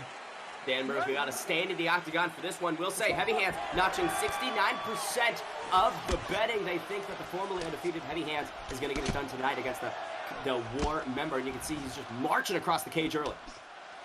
Yeah, putting that pressure on early, getting Sambo to move his head already, trying to make those reads. Sambo being a hard target to hit. This is what you want to do against McGregor, though. Corral him, cut off the cage, make that 25-foot cage about 5 feet. For sure, it's always good when you can press your opponent, back them up, and instill your game plan on them. Right now, neither man really able to do any damage. A lot of head movement, a lot of defensive awareness here from both these guys. Oh! Look at that. Heavy Hands went downstairs to the cap twice and then upstairs for the head kick. Great head movement, though, from Sambo War in that combination. Definitely, and that was the hardest shot of the night. That head kick really landed flush. Sambo War, nice lead hook straight. Top dog trying to find his mark, trying to find his rhythm here. Big feeling out process. You have to think, if you're Sambo War, you're standing across the octagon from a guy whose only loss is to Zyaf. I mean, Rob, that's got to be something that he's thinking about. For sure, man. You know, the talent is there. He knows it, and that's why he's being so tit for tat with his game plan and really looking good with McGregor right now, starting to chop down Heavy Hands here. Love the jab. Returns the leg kick, too. Now kick is caught for Poirier. Tries to go for the head kick, but the block's still pretty much there. Oh, Superman punch from Sambo War. Beautiful shot right there from Sambo War.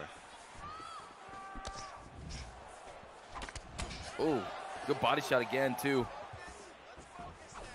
This is chess, not checkers. Each guy being very patient. Big Extremely knee lands patient for Heavy Hands. They know what's at stake here. They know they're heading towards that top 10 if they get a big win here. Both guys have good records. There's that nice elbow, or excuse me, there's that nice knee from Sambo. Sambo stepping forward and also having a little bit of a stamina advantage. Each a left hand by Top Dog, though. Oh, another right hand as well. Top Dog landing good shots. Heavy Hands has the slight head health advantage. You can see Sambo War getting a couple shots to the chin. It lands a few right there. Heavy Hands guard still pretty much in shape. He can hide behind those forearms as long as he wants to. He can until that green bar diminishes, but right now his block is pretty good. Both of theirs are actually, because the head movement is there to back it up. They're not solely relying on the block. Man, the movement and the ferocity, the accuracy of Sambo is something to behold. Heavy Hands tried to clinch, then Sambo clinches for a moment. Eats a lead uppercut, backed up by Poirier. 10 seconds remaining. Heavy Hands stunned! Huge shot by Sambo. Sambo being pretty patient, but oh my God, eats a head kick, another one as well to end the round. He's going back to his corner, a little bit wobbled there, Bane. Definitely seeing stars after those two big head kicks. I mean, a very close round and then just an explosion at the end of it. We'll see if that momentum's continued. Big strikes underway in round two. And also, Top Dog has been doing a great job damaging that right leg of Sambo War. We'll see if he makes him switch stances anymore or keeps investing into that leg kick. Looks like he is. Watch out for that. Good feints by Sambo War. You can see just sort of moving his legs, turning that knee out, trying to get Heavy Hands to bite on these strikes. Heavy Hands, big miss right there. You see him feints from both of these guys with their lead leg, and then they're finishing with that rear leg. Some good striking as well. Oh, uppercut lands, stings him with a straight. Oh! 53 strikes. Heavy Hands notching 43, but significant. A huge mistake there by Sambo. He tries to throw that empty kick close, and he gets tagged by a vicious shot from Heavy Hands. And Heavy Hands has some heavy hands. You got to be careful. You can't be eating those Dustin McGregor, Dustin Poirier bombs. Yeah, could you imagine Dustin McGregor? That's the Ultimate Fighter. 3 minutes and 20 seconds remain in this second round. Each guy's cardio still in great shape, Rob. I mean, you would anticipate through 8 minutes that McGregor would probably have gassed out by now, but Sambo War's still got about 80% of that stamina left. Yeah, he's doing a good job at being economical with his shots, making Top Dog miss, but Top Dog is starting to find his rhythm a little bit here in round number 2. Oh. You can see Sambo War investing in the midsection, but Heavy Hands wise to it. They're throwing bombs. Head movement. They're throwing bombs, Bane.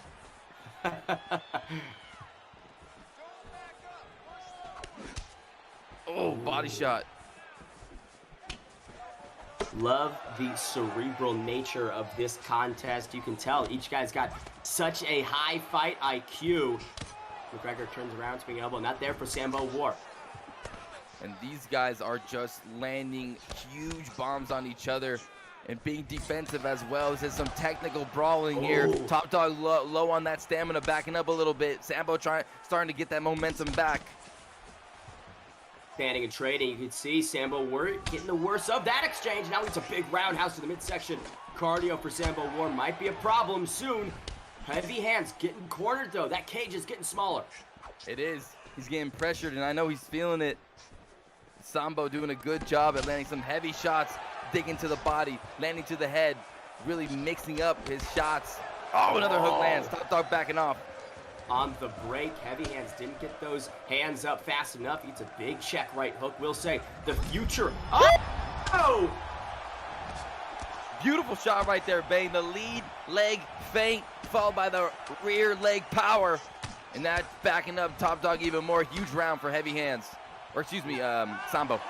He caught Dustin lacking in that one. And yeah, it was a close one, but that big moment might have won him the round. We'll say Heavy Hands connecting with some great combinations of his own in that second set of 5 minutes, but beautiful feint into that head kick like you mentioned. I mean, that is picture perfect. Final round at 155 is upon us. Sambo War versus Heavy Hands. These guys are looking to jump back into the top 10 of the ESFL. Oh! Big shot right there. Right hook lands.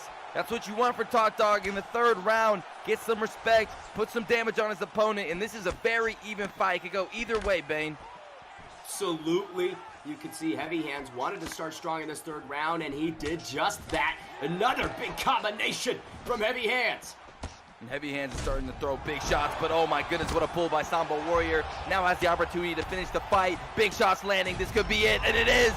That is it. Sambo War finishes Heavy Hands midway through the third round. Conor McGregor gets it done in a big way, and you can see high IQ exemplified. Stepped back, avoided the up kick, and then jumped into the guard. Heavy Hands was looking to survive, but he could not. What an onslaught from Sambo War.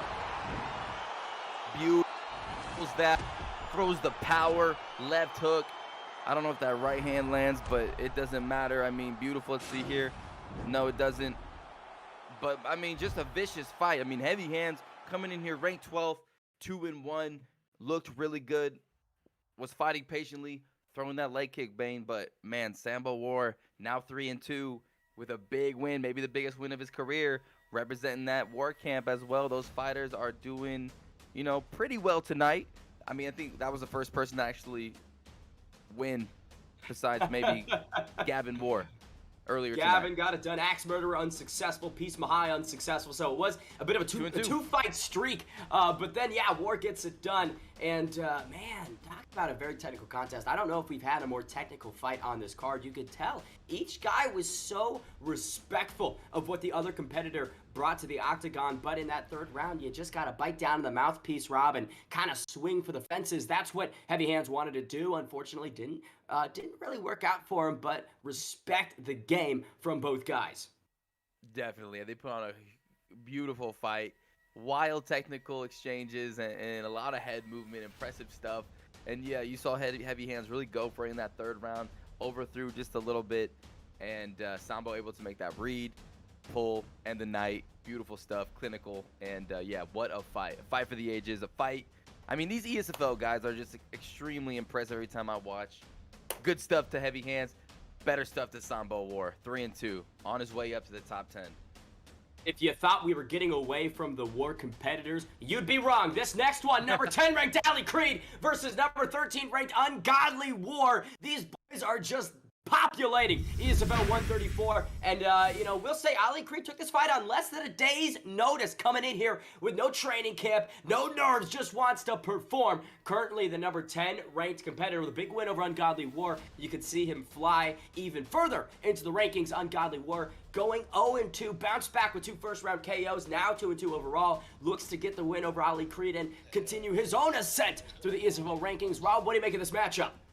This is going to be a big matchup right now. Ali Creed putting on his 10th ranked on the line, his 10th ranking on the line. Ungodly War coming up 2-2 on a 2-fight win streak. He's pressure focused, comfortable everywhere. This guy's the real deal. It's going to be an exciting fight, a big moment for both of these guys.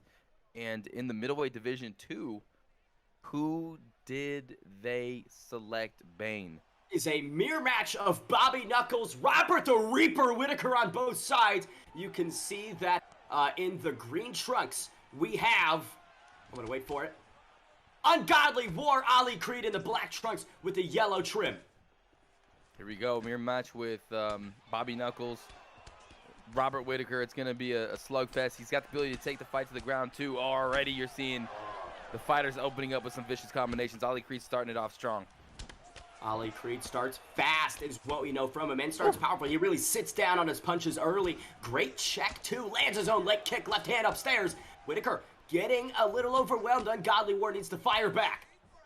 Right, Ali Creed striking first, but that left leg of Ali Creed's getting tagged right now. Right hand as well from Ungodly War landing. Oh, beautiful uppercut exchange there. Ali Creed overzealous in the pocket. Ungodly War sits him down.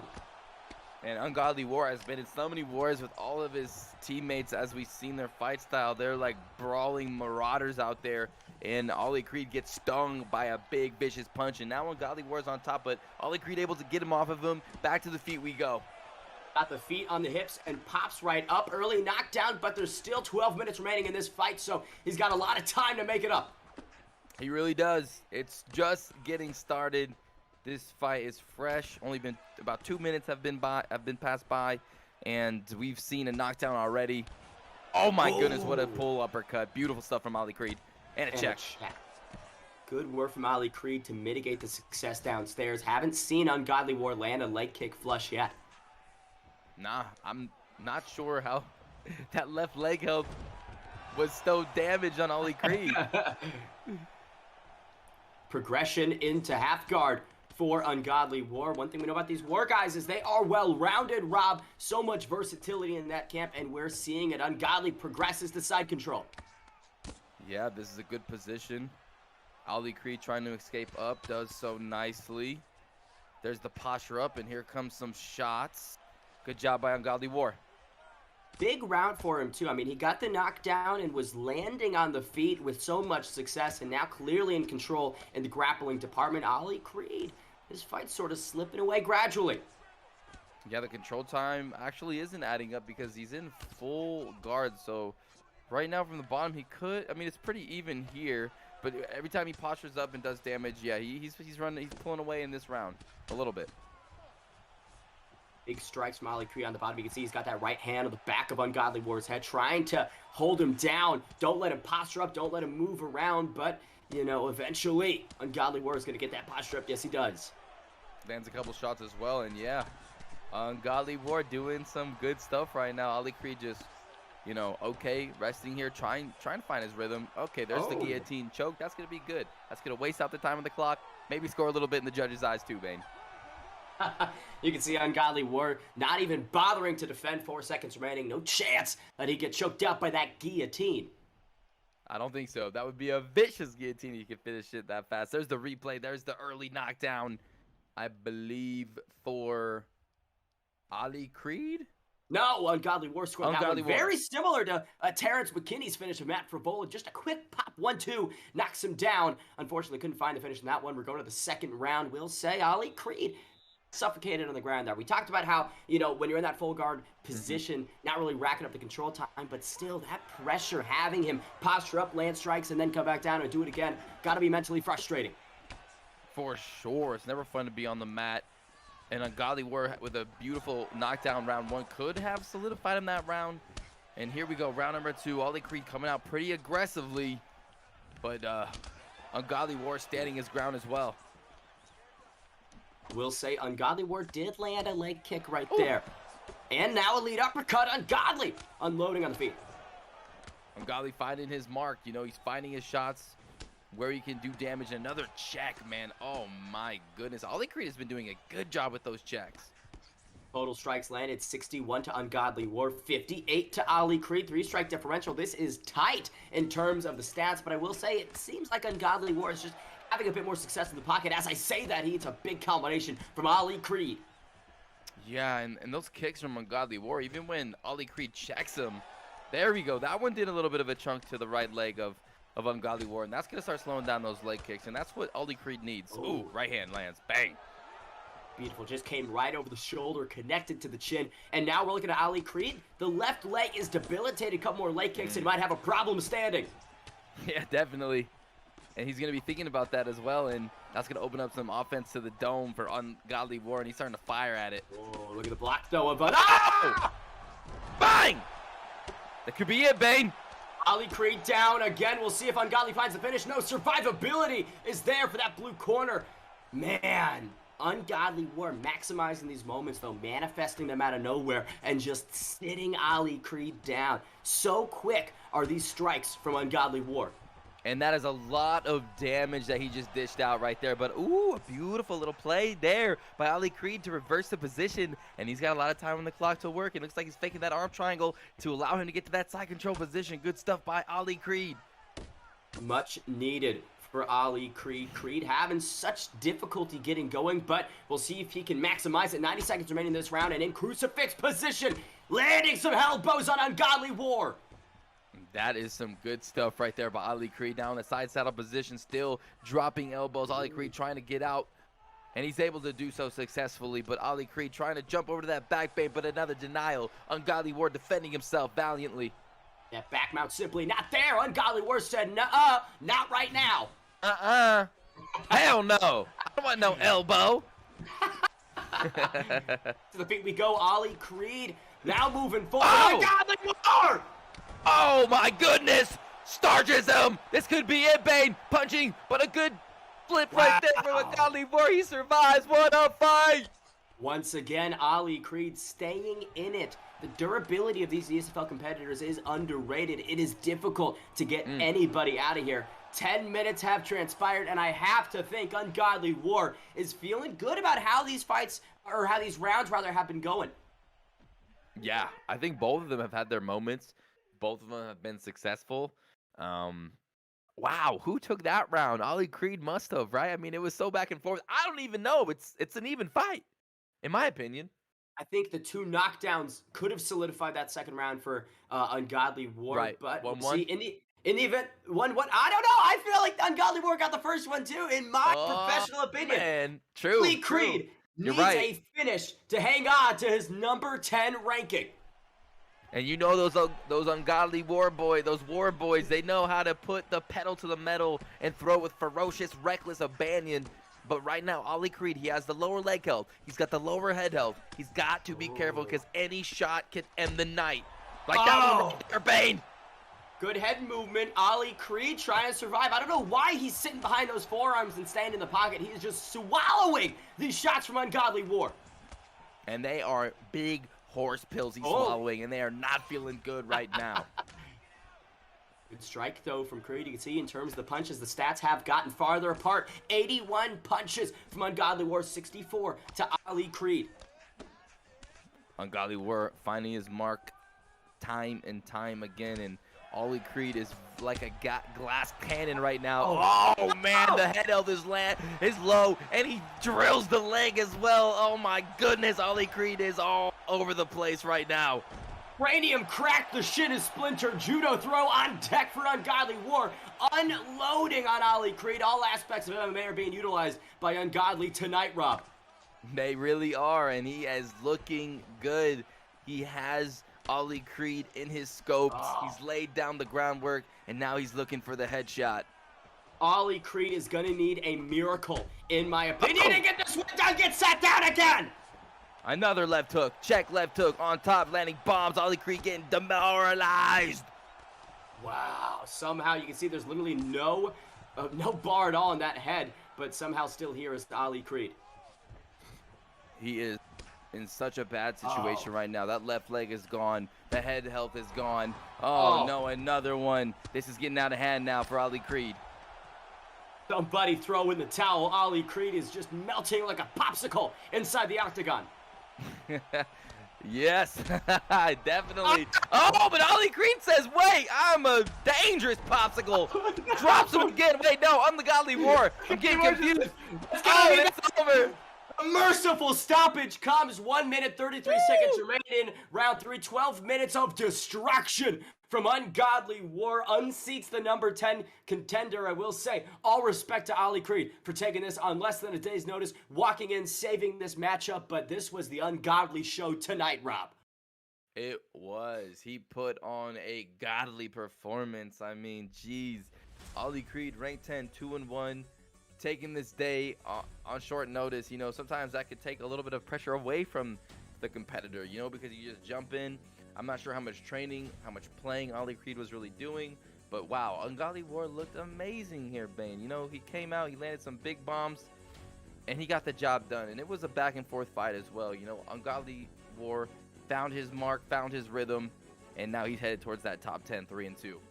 Was game, set, match for the number 13 contender, and I will say smart striking that was sustained through the entire fight, right? Those leg kicks, typically guys start fights with leg kicks and then abandon that, but Ungodly War leveraged those strikes as that fight continued in the third round, damaging that lead leg of Ali Creed in fantastic fashion, and it just uncorked so many different strikes from his arsenal. I will say, I mean, if I am fighting Ungodly War next, boy, I'm concerned, and such a great story too. Started 0-2, now stringing 3 fights together, or 3 wins rather. Ungodly War, this is a great Cinderella story that he's telling. But up next, we are getting away from the war camp. We're going to the number 7 ranked Bang Bang versus the fan favorite, the number 11 ranked Ed Parker. Rob, what do you know about these guys? Woo! This is a sick fight right here, ladies and gentlemen. Don't blink, don't go anywhere. You need to watch this one. Bang Bang, ranked number 7, 3-3, and this guy knows how to come forward and put on some legendary pressure, slick pull counters, confident in every skill set. He is a freaking machine who will walk forward, download what you're going to do, and unload block-breaking combinations. Bane and Ed Parker, ranked 11, 2-1, the quicksand. He has recently dropped a lot of fights, 3 in a row to Kratos MMA, but he is now here to redeem himself, and a win over a talented rank 7 Bang Bang will put him right back into the conversation, right back in that top 10 position. Ed Parker, once heralded as EA UFC Gold. I mean, this guy is royalty when you talk about the competitive scene. But yeah, the new guard is picking him up in big ways. We'll see if the veteran can hang on against Bang Bang, who is a strong starter. Watch out from those strikes from Bang Bang early. Yeah, it's going to be very interesting because Bang Bang's going to come forward, and Ed Parker is really good off his back foot, but he doesn't like to be pressured like this, and he's going to utilize those teep kicks, those side kicks to create space. Can Bang Bang maneuver around those? That's going to be the story of this fight. Alternating 1-2s from Bang Bang, go to the body, going back to the head. Ed Parker trying to get that teeth going, little front kick to the body, tickling the ribs with those toes, Rob. Oh, and eats a big left hand for it too. Bang Bang throwing with some ill will towards Ed Parker, and Ed Parker doing a good job at landing these shots to the body. Woo. That was a fast pullback. Uppercut misses, but you can tell Ed Parker's reaction. Timing is still there. This guy is quick. Herb Dean back in the octagon, Rob. Back again. Guess who's back? Back again. Yeah, you know, Ed Parker is doing a good job here, though. Oh, my goodness. Look at the way he stands his ground, lands that lead hook, Bane, and then digs to the body. And again, at the end of his combinations, he's going to the body, and this is where Ed Parker shines. He's starting to find his groove early in round number 1. And, yep, looks like I see a beautiful Bane just smiling for the delight of this fight because he's so excited. He's doing the frozen robot over there. He's looking good. But, man, Bang Bang is also looking pretty good, dropping some bombs. But Ed Parker is really trying to stand his ground, laying that jab. Oh, my goodness, that spinning body kick is nasty. And with all those body shots, it's going to be so hard for Bang Bang to keep this kind of momentum in a 3-round fight even. And it's going kind of wild right now. Bang Bang is just not really changing up his strategy. He's just walking forward, trying to impose his will, but that is really hard to do against a player like Ed Parker, Bane. Momentarily was placed in the freezer. Apologies for that. 2 minutes remain in this first round, and I will say one thing I love about the veteran Ed Parker is that he is never standing still, always moving laterally, just back and forth, circling out. You can't cut off Ed Parker. Bang Bang, though, doing his best. You can't. And Bang Bang, you know, had a little rock in there earlier, and now he's starting to realize that that body shot is coming at the end of Ed Parker's combinations, so he's getting out of the way, which is a good adjustment. Ooh. Bang Bang loves extended combinations, but Ed Parker, a master of the countering game. 60 seconds remaining. This one has been back and forth, Rob. Bloodied is Bang Bang. Oh, my goodness. And there's that notorious left. Oh, Ed Parker dropping bombs on Bang Bang. Unloading is Ed Parker. Bang Bang catches a kick. Needed that moment to recover and just reset. This is Ed Parker's round so far, but Bang Bang. Oh. He's throwing bombs, Bang. He's throwing bombs. Beautiful combinations by Ed Parker. This is getting out of hand right now for Bang Bang. Parker needs this win. He needs to cement the legacy and get back on track as one of the best to ever do it. Massive opening round for Ed Parker. Extremely. What? 9 strikes for Bang Bang, 34 for Ed Parker. Wow, defensive guru is Ed Parker. The defensive guru, I like that, yes. And Ed Parker, whenever he's in this situation where he's done the groundwork to the body and he's got the stamina advantage and he has a little bit of that confidence, this second round is usually the most devastating round. There's a front kick to the face. Bang Bang's in all sorts of trouble. Bang Bang sat down. Here comes Ed Parker. In a big way. Herb Dean watching it close. He knows that the lights are going to get shut off at any moment. Ed Parker dips once again to the liver. Finds it. Oh, Bang Bang, though, still here, still landing. If Bang Bang gets this fight right now and somehow knocks out Ed Parker, that would be so devastating to the career of Ed Parker. But what a freaking win it would be, because right now, Ed Parker is in such a good position with the body health, with the head health, with the stamina. I mean, he cannot lose this fight. Vintage Ed Parker on full display for over 100+ people watching around the world. Ed Parker is back in business. 3 minutes and 15 seconds remain, but Bang Bang looking to upset the king. Massive strikes land to the midsection for him. Yes, Bang Bang is still throwing heavy shots at Ed Parker's face, but oh my gosh, Ed Parker is throwing kill shots to the body of Bang Bang. Ribs are cracked. Bang Bang's headed to the hospital after this one for sure. Ed Parker lands partially with that big head kick, but takes a moment to reset. Each competitor giving it all that they have in this one. Woo! Left hand lands for Bang Bang. Bang Bang still walking forward, runs into a vicious spinning body kick, and that's it! Buckles him! The marauder of the midsection! Ed Parker is back in a big way, ladies and gentlemen. That was a huge win over Bang Bang right there. Ed Parker had previously been struggling a little bit, but now in this octagon, on this day in the Esports Fight League, has reminded us all of the skills and the abilities of the defensive guru, the quicksand, Ed Parker. People said he was done. The naysayers suggested his time had passed. Ed Parker still very much game for this UFC 4 competitive scene. And talk about high IQ, Rob. I mean, the spinning back kick to the midsection started that, and then just a crisp little tap to the liver ends it. Fantastic performance from Ed Parker, who's got a great channel on YouTube. Go follow him if you want to. I know I will. Man, Ed Parker really did a good job in that fight. Bang Bang came to steamroll him. And, you know, sometimes Ed Parker, in the beginning of the round, or in the first round with that pressure, sometimes has a little bit of a tough time. But the way Bang Bang fights kind of plays right into Ed Parker's favor, because Bang Bang doesn't really use his footwork coming in. It's almost like he's just plodding forward like a marauding zombie. He's going to eat your shots, but he's going to take one to give you a better shot. But against Ed Parker, the way he was sneaking in those body shots, the body uppercuts, the lead hook spinning back kick to the body, I mean, that was a masterclass performance by a masterclass player. Ed Parker is back 3-1 now in the ESFL.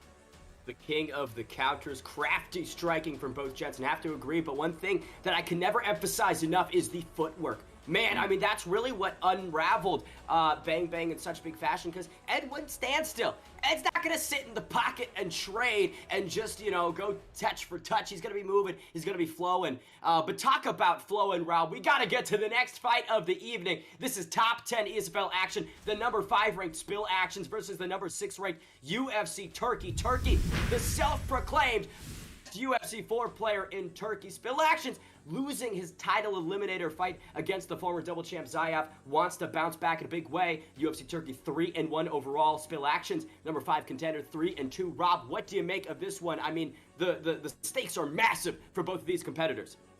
They're so huge, man. You got Spill Actions, ranked 5, 3-2, the teammate of the champion Izzy in that CW camp. They also trained with Ed Parker. They are sharp, they are game, they are ready to take over the scene. I mean, they're already taking over the scene. Izzy's the champion right now, fighting Zyaf later tonight, but right now it's Spill Actions, and he has to fight against ranked 6 UFC Turkey, who just beat Kamapulia. Masterful combinations, the overhand master. UFC Turkey is a dog. He's an elite player. These two are going to see who is going to win this fight, and I can't wait. It's going to be a killer fight, and it's going to be insane, and I can't wait to see it. And we're about to watch it right now. We're in for a treat.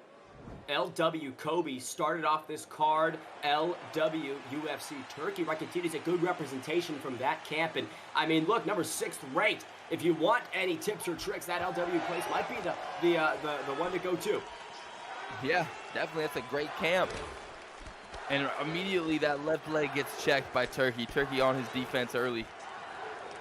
Spill Actions commanding the center of the octagon, right? Just playing chess, just letting the strikes come, making the reads, downloading the data, as they say, Rob.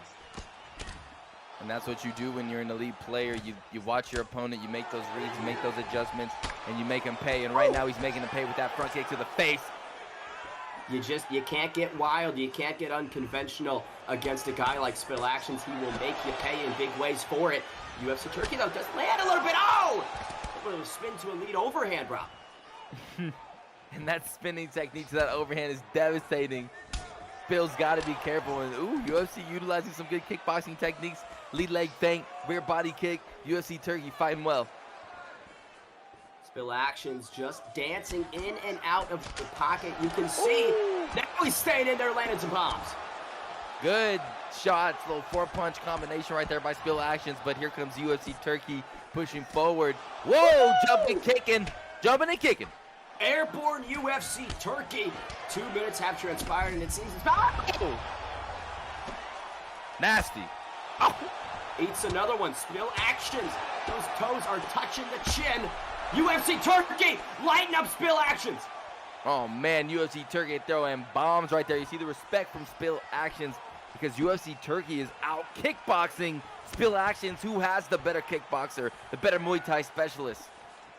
Spill Actions currently a 2-1 favorite on the odds. UFC Turkey as the dog, making some good work, some magic happen. It's magical in there right now, Bane. You ain't kidding. These two are electric. There's that kick, knocks down Spill Actions, and woo!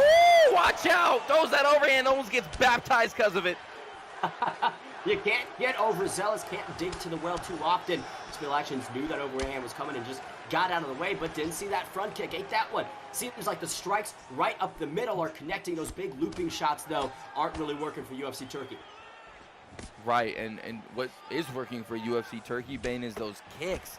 The front kick down the middle, the head kicks, and then he's mixing it up into his boxing, and he's doing a really good job putting some pressure now on his opponent's Spill Actions.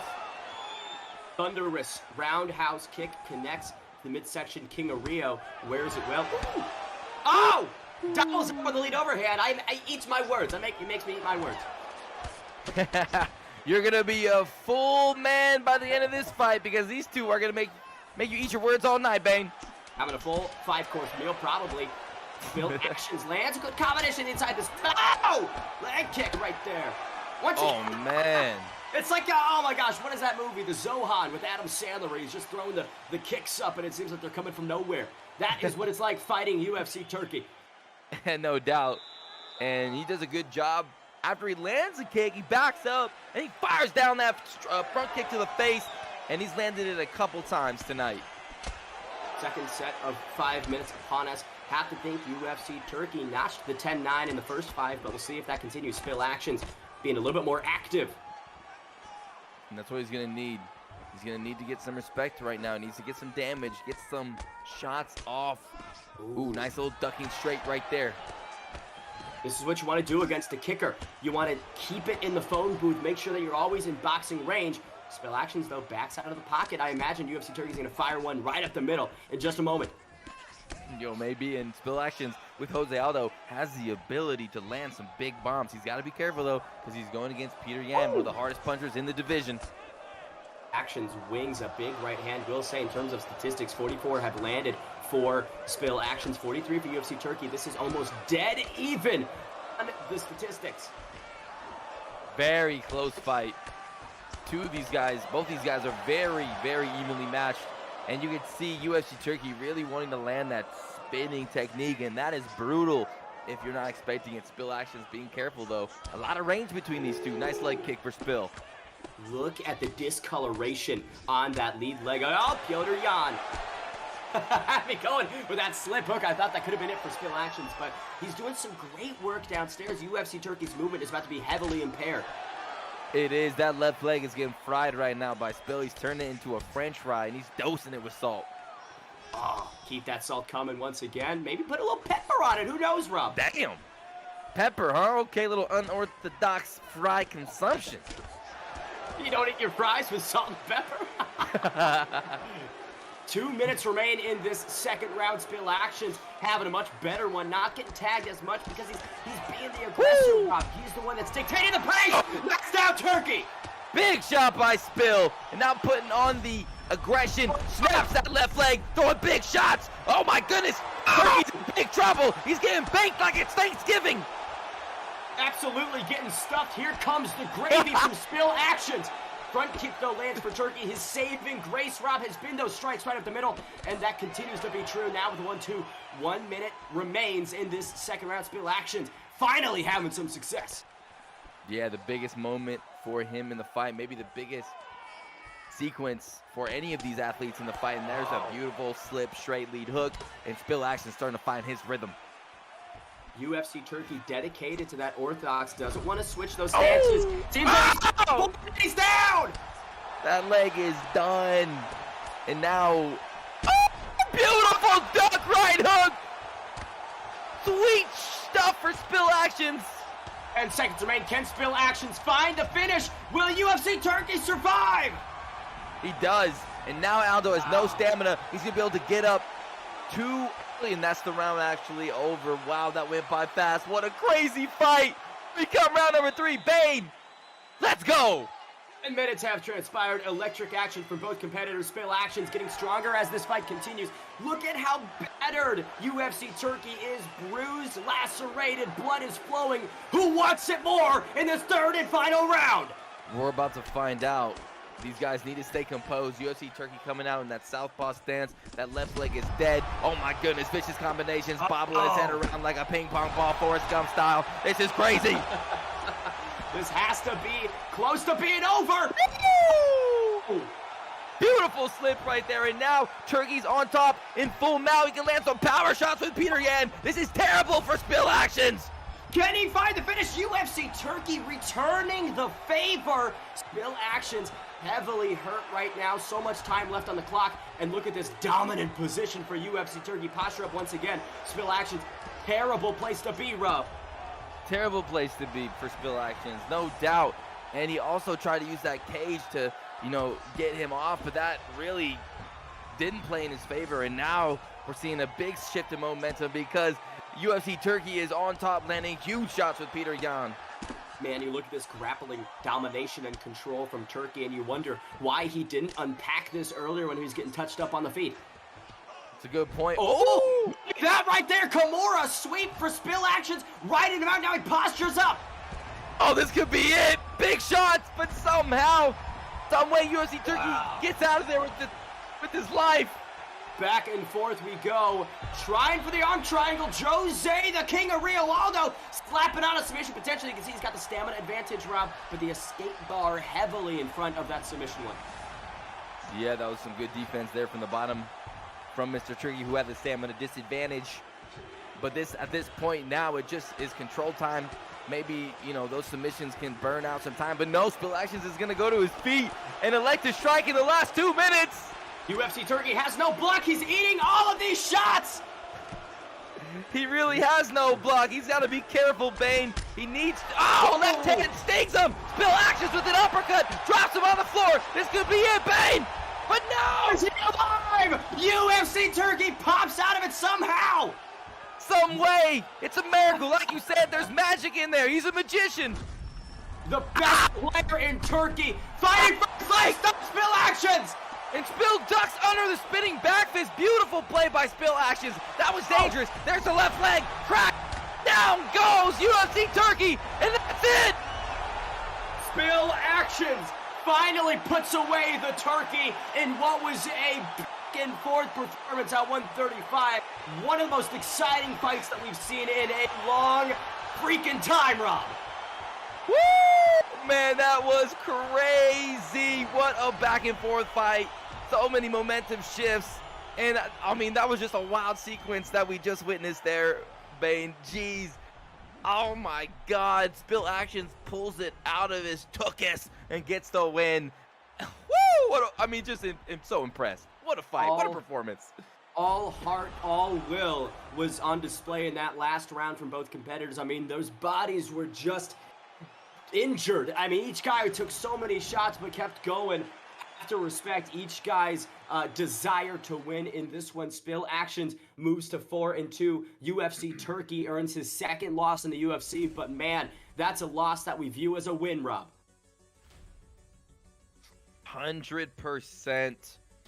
That was no one really lost in the heart and the minds of the community, but unfortunately on the record, UFC Turkey gets the loss, or excuse me, yeah, UFC Turkey gets the loss.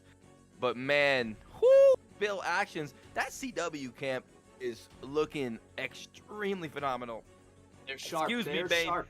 I got something in my throat. Take it away. You know, he's been eating too much good action tonight. Explosive energy all throughout the ESFL. I will say, the co-main event has been canceled, unfortunately. Daniel the Freeman versus Kratos MMA is off. Undefeated Kratos MMA not getting the chance to show up and show out. Daniel, unfortunately, is missing in action, as they say. We'll put that one to the back. But I will say, Rob, that means one thing is for certain. We're on to the main event of the evening. ESFL 134 ends with a title bout between the returning double champion Zayaf, the #1 contender himself, versus the champion Izzy. Undefeated at 5-0 is Izzy. Zayaf 7-2 overall. Rob, what do you make of this title fight? I mean, this is one of the biggest fights in Izzy's career. Not only is it another chance to defend his title and to prove that he's one of the best players in the world, but he's fighting against the longest reigning, most dominant champion that the ESFL has ever seen. The young prodigy, young Zayaf, 7-2, #1 contender. And we're just getting breaking news, Ben. Daniel and Kratos might actually be here for the co-main event. Oh my goodness. It's crazier. It's so unexpected. You never know what's going to happen. But I will say to the 150 plus people watching on both platforms, Twitch and YouTube, thank you so much for tuning in. We've got 2 more fights in front of us. These are sure to deliver at 170 pounds. We have Dan Freeman versus Kratos MMA. This is a #1 contender fight, Rob. Whoever wins this goes on to fight for the throne. So are we doing the co-main event right now? I believe we are. We're Okay. back and forth. Who knows what's going on? But Here we go, baby. Daniel the Freeman, 4-1, #1 contender, counter striker, great timing on his takedowns. He barely made this fight by the skin of his teeth. And now Kratos MMA, who we saw devastate Ed Parker, is now here. And a lot of people have been talking about this guy. He is the new breed of fighter fighting out of that war camp. Their #1 prospect. And Bane, now he's here, possibly to get a title shot if he wins this fight against Daniel the Freeman. Oh my goodness, what a matchup. I will say Dan Freeman is a calf-dedicated fighter, but right now he's hovering over Anthony Showtime Pettis and flicking through some interesting picks. Unsure what the game plan is. Maybe he's just trying to see St. Pierre's stats. Nope, Usman for Kratos. Kratos, such a strong grappler. There's the creative fighter. Oh, he's got some new ink. That is a older fighter as well, but he's going to be bringing a lot of experience and a lot of determination here. I love the fighter pick. Which creative fighter did he pick? Did you catch it? Because I did not. I'm unsure which one specifically it is. That's Okay, the old okay. Dan Freeman calf, but we'll see if that's the one inside the octagon. Crazy hairstyle and a bit older. Herb Dean, co-main event tonight. He's had so many assignments. He's got one more. Dan Freeman versus Kratos MMA. Can Kratos remain undefeated against the best calf in the world? Yeah, we'll see. And already Blaze Killer, a.k.a. Daniel the Freeman, putting on that long and strong strategy that we saw last time. He's so good at these creative fighter situations, but Kratos MMA undefeated. Usman at the helm. Can he defend his first takedown? And he does. Knees flying, uppercut lands. Referencing the odds, this one is tight. Kratos MMA 59%. Dan Freeman 41% so far. Freeman doing some... Wrestle smasher is what I'm hearing is what Freeman went with, but a lot of striking so far. Judo throw, Freeman. And Kratos able to get that late denial, keep the fight standing. Good stuff from Kratos because Blaze Killer, a.k.a. Daniel, is so good with his long and strong striking. He's got underrated striking, in my opinion. Look at the power of Usman, though, just brings it to the mat. The athleticism from the Nigerian Nightmare on full display. Every time he lands as well, Rob, it is a significant amount of damage on Dan Freeman's head. Now Usman searching for the submission. And now he's going to use this submission to download and see the defense. This is really not a finishing technique, but now he gets to kind of get a nice read on how the defense is going to be played in these positions. And doesn't lose the position, still dominating in half guard here. We'll see if he wants to progress to side control. Couple shots in the midsection. Wise idea to drain the cardio of Dan Freeman. That kid could go for days. Definitely, and there it is. Sneaks right into full guard. Can he get that left denial? No. Daniel sneaks back into half guard. Fighting well. Postured up is Kratos. Here comes the bombs. Only one. Just a little one to the body. Dan Freeman, you can see he tried to frame, potentially avoid those looping strikes, but Usman. Uh-oh. Oh, Dan Freeman gets the reversal, has the hooks in. Kratos in this now back sitting position.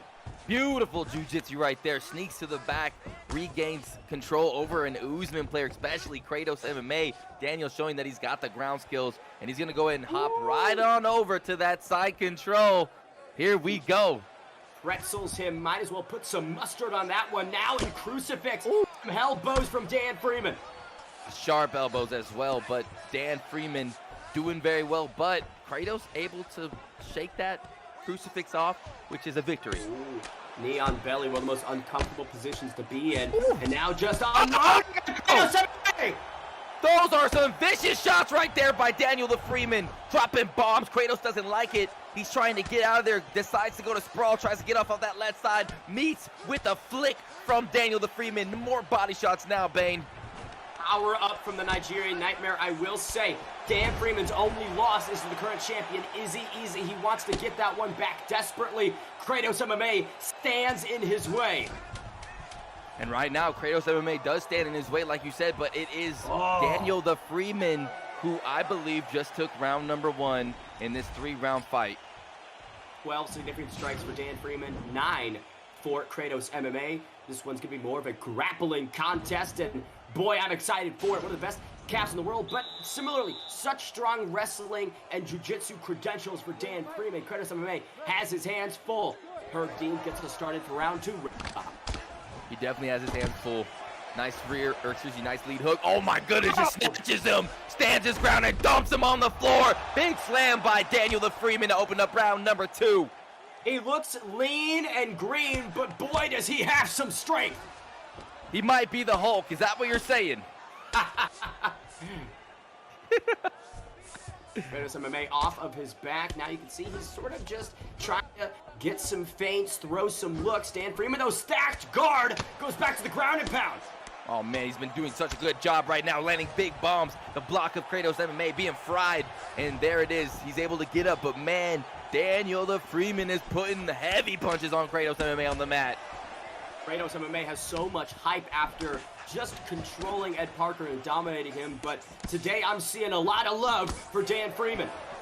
So good. Dan Freeman is catching him with that lead hook. He's backing off, throwing that straight when he's out of range, and also mixing in the clinch, mixing in the takedowns. Daniel Freeman is a handful right now for Kratos. Kratos trying to figure him out, Bane.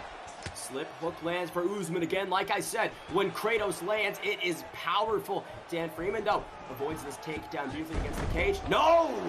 Kratos gets those hips and just sucks him right out, Rob. Oh man, he did such a good job denying that initial turn, but Kratos kept driving and got him down, and likes to stand up, but he has him against the cage. He's able to throw some big bombs right now, but Daniel is responding nicely.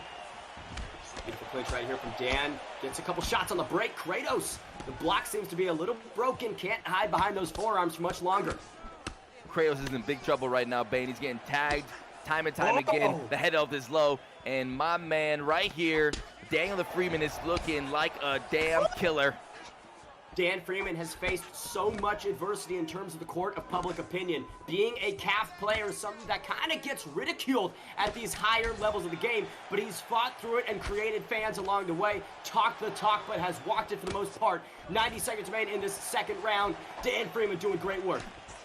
He really has. You know, he's really etched a niche for himself in the community, and not only is he a creative fighter in the Ea Sports Fight League, but he is on the verge of getting a title shot. If he could beat Kratos MMA, frames him, lands some good knees to the face, and he is pushing Kratos back.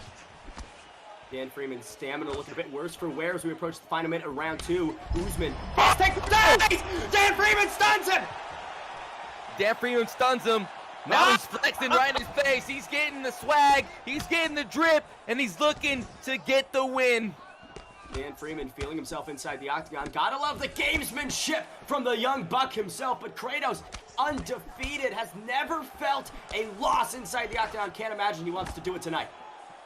See how he deals with this adversity. He's been damaged substantially in these first 2 rounds, and now with Kamaru Usman so far behind in the fight, can he do it? And if he does, that is going to be huge for his career, but it is Daniel Freeman, Bane, who's in full control of this bout. 5 minutes are left in this co-main event of the evening. Dan Freeman's rise back to the top, back to a title shot, are so close, it's within reach, it's inches away. Kratos MMA has 5 minutes to get a stoppage.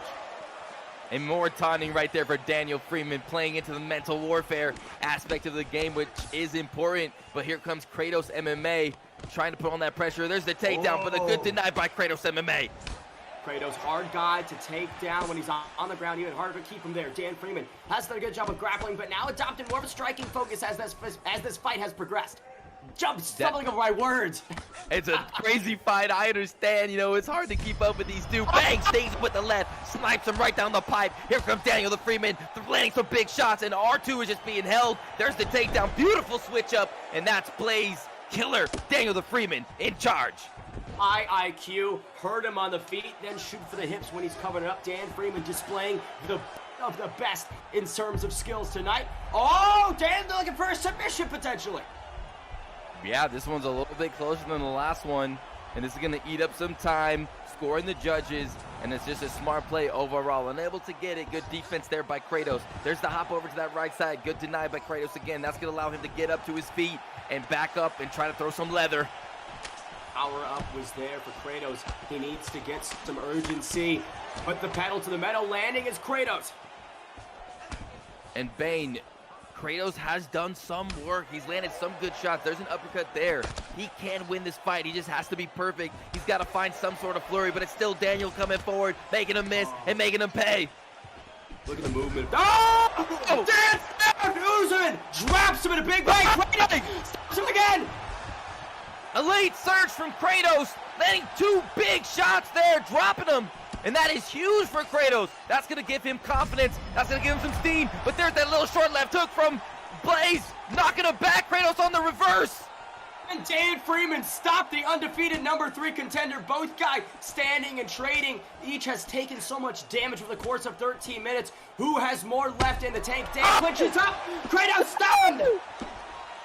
Beautiful slip there from Kratos, gassing out Daniel a little bit. And right now it's Kratos with the stamina advantage. He needs to just start dropping bombs here. Dan Freeman keeping that lead hand in Kratos' face, just trying to pressure him with the jab, break that block, and then come in with a big strike potentially. He's doing a good job at coming forward with that jab, backing out, making him miss, and then coming forward and landing bombs. Right now it's looking good for Daniel the Freeman, but Kratos is fighting so well in there. Kratos MMA has that finishing power. Final minute and the co-main event is here. Can Kratos get the late stoppage? Dan stuns him. Left hook lands, and that could be it, and it is! That is it. Dan Freeman gets it done in the main event. Unseats Kratos MMA, no longer undefeated. The calf player gets it done today.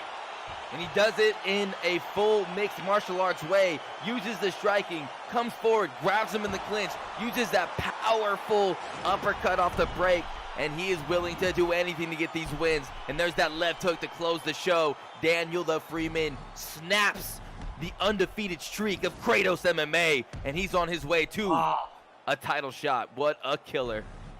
This kid has just developed brilliantly on the highest of stages. Sometimes the bright lights are too bright, but pressure makes diamonds. Dan Freeman shining in his co-main event spot. 5-1 overall, number 2 contender, now solidified and cemented. If you're not on board the Dan Freeman hype train, you better get on board now. Kratos MMA, respectable performance, but just not enough to get it done today.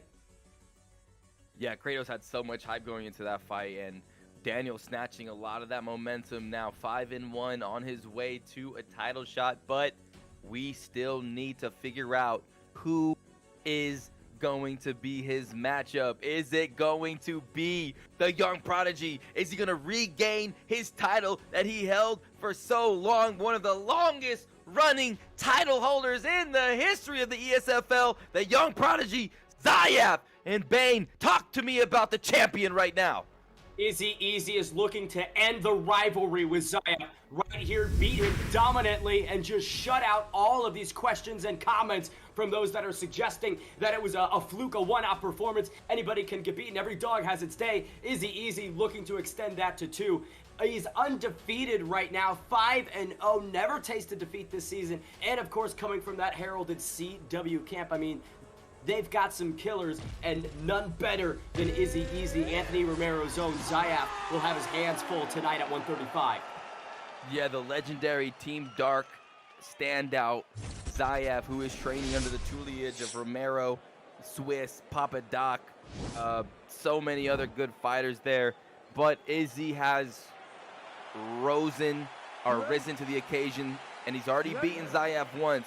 And now the rematch, and with Rob Font, he can do it. This is going to be Zayaf's biggest fight of his career. If he can regain his title right now against undefeated Izzy, that would be legendary. Odds are all over the place. Zayaf, the former double champ, now at 72%. Izzy at 28%. At one point in time, Izzy was a 67% favorite. So it's just swinging everywhere, Rob.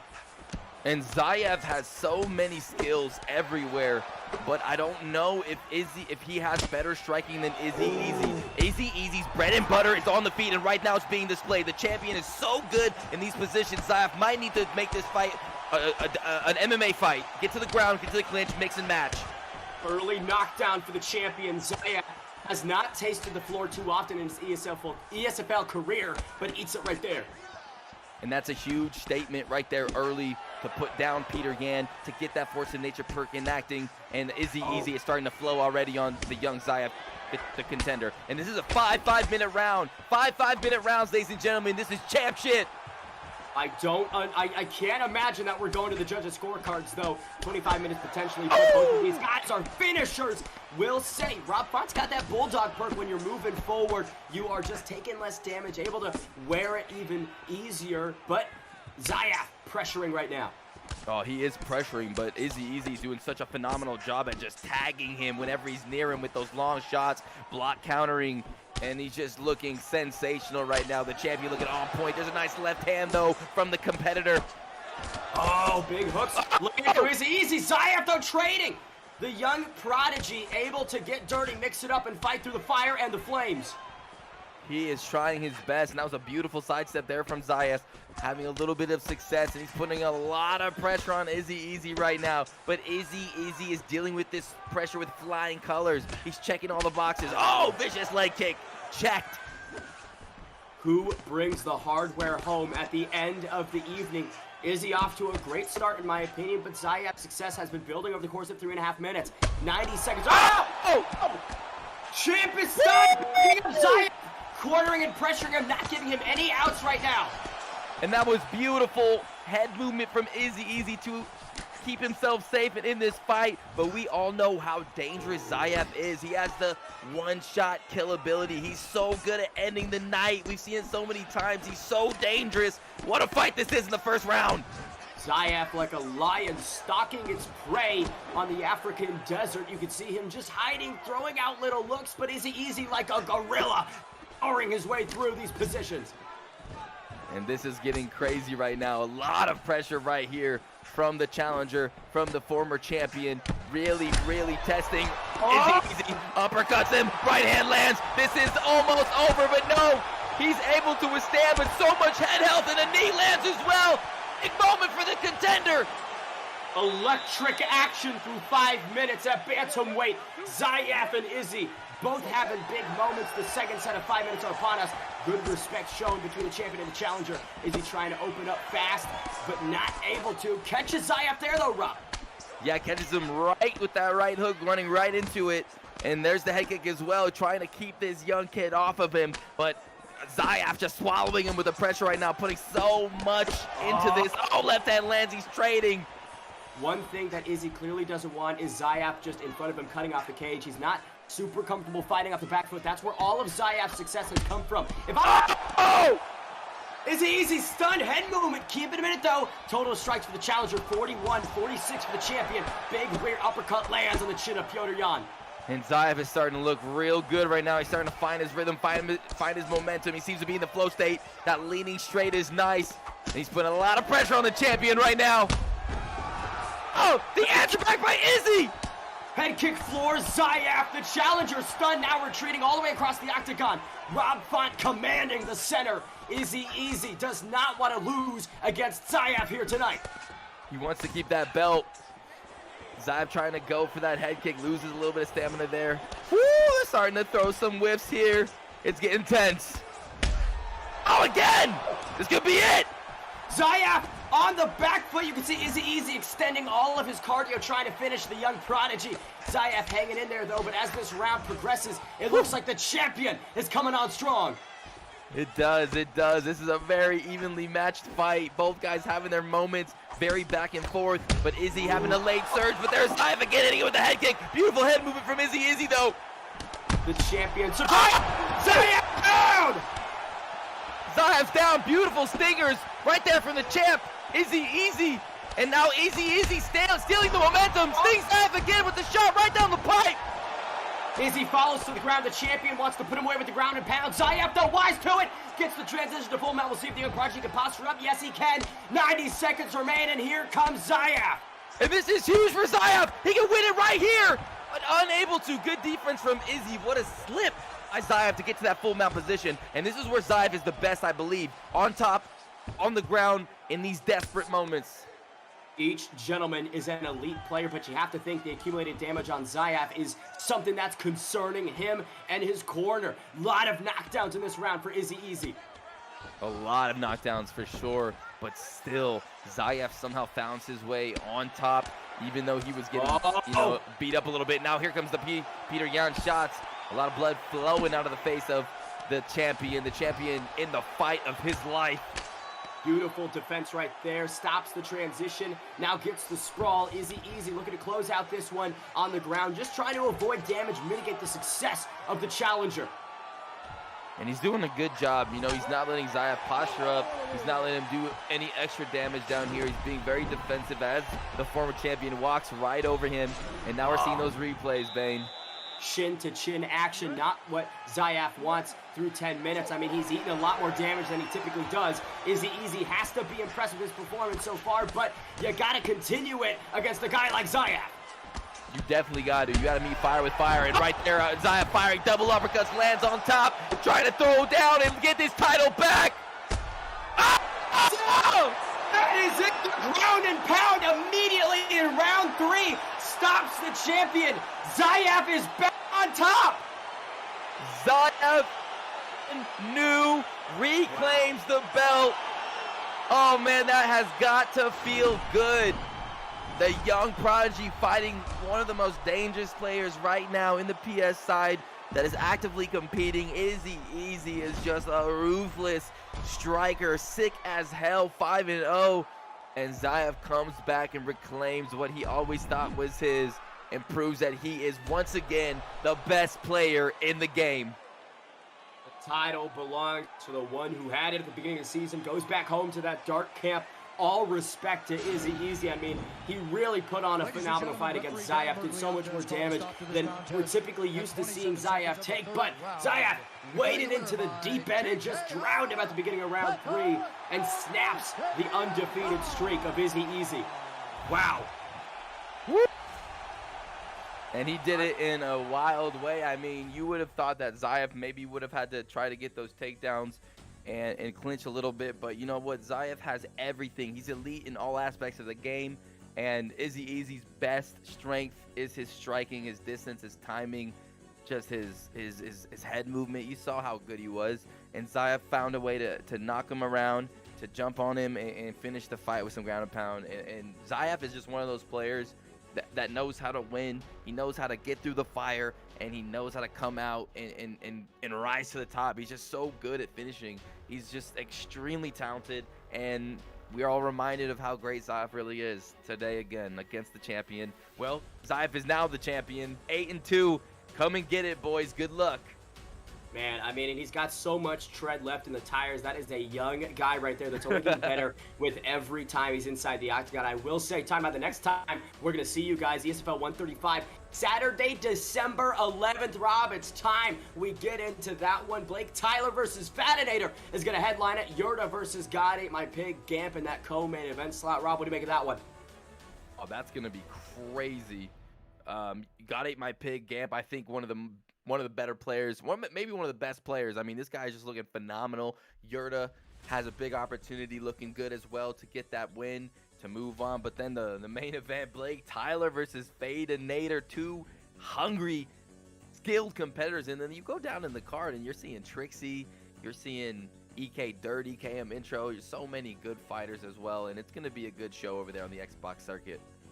Tons of KM representation. FSK Jamie Bucks, Flow State Kings making an appearance as well. Love the representation of all the camps. That's going to be the next one on deck. We'll say the fight of the night poll is currently live. UFC Turkey versus Spill Actions has 4 votes. So does Zayaf versus Izzy. Before you leave, make sure you put down which one you enjoyed the most. I mean, Rob, what is there left to say? What a fantastic event ESFL 134 was. Oh, man, that was a good one. That was a fun one. I mean, they're always good.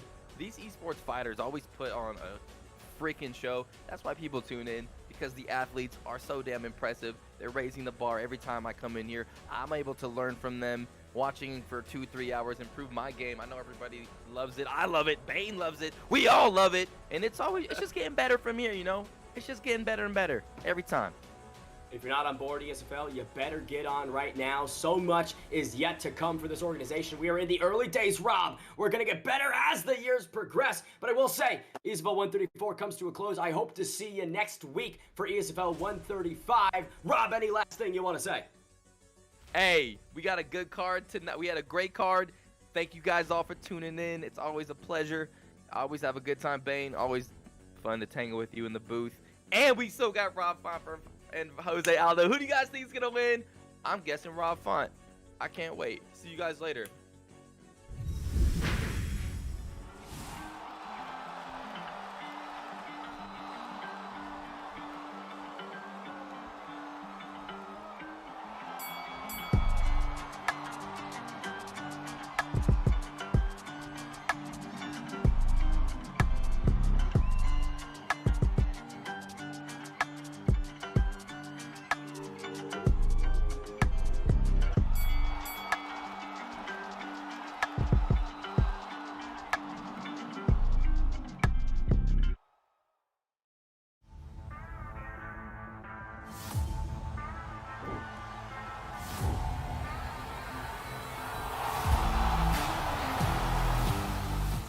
And fast, already try. Oh, beautiful counter to the takedown. Thank you for joining us tonight. A disadvantage to Zyaf, but then he.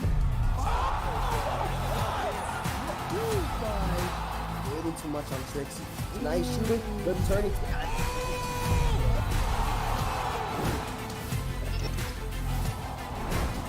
Watching our Twitch, watching on YouTube, watching from around the world tonight. I know the UFC isn't on right now, but guess what? The virtual octagon is here.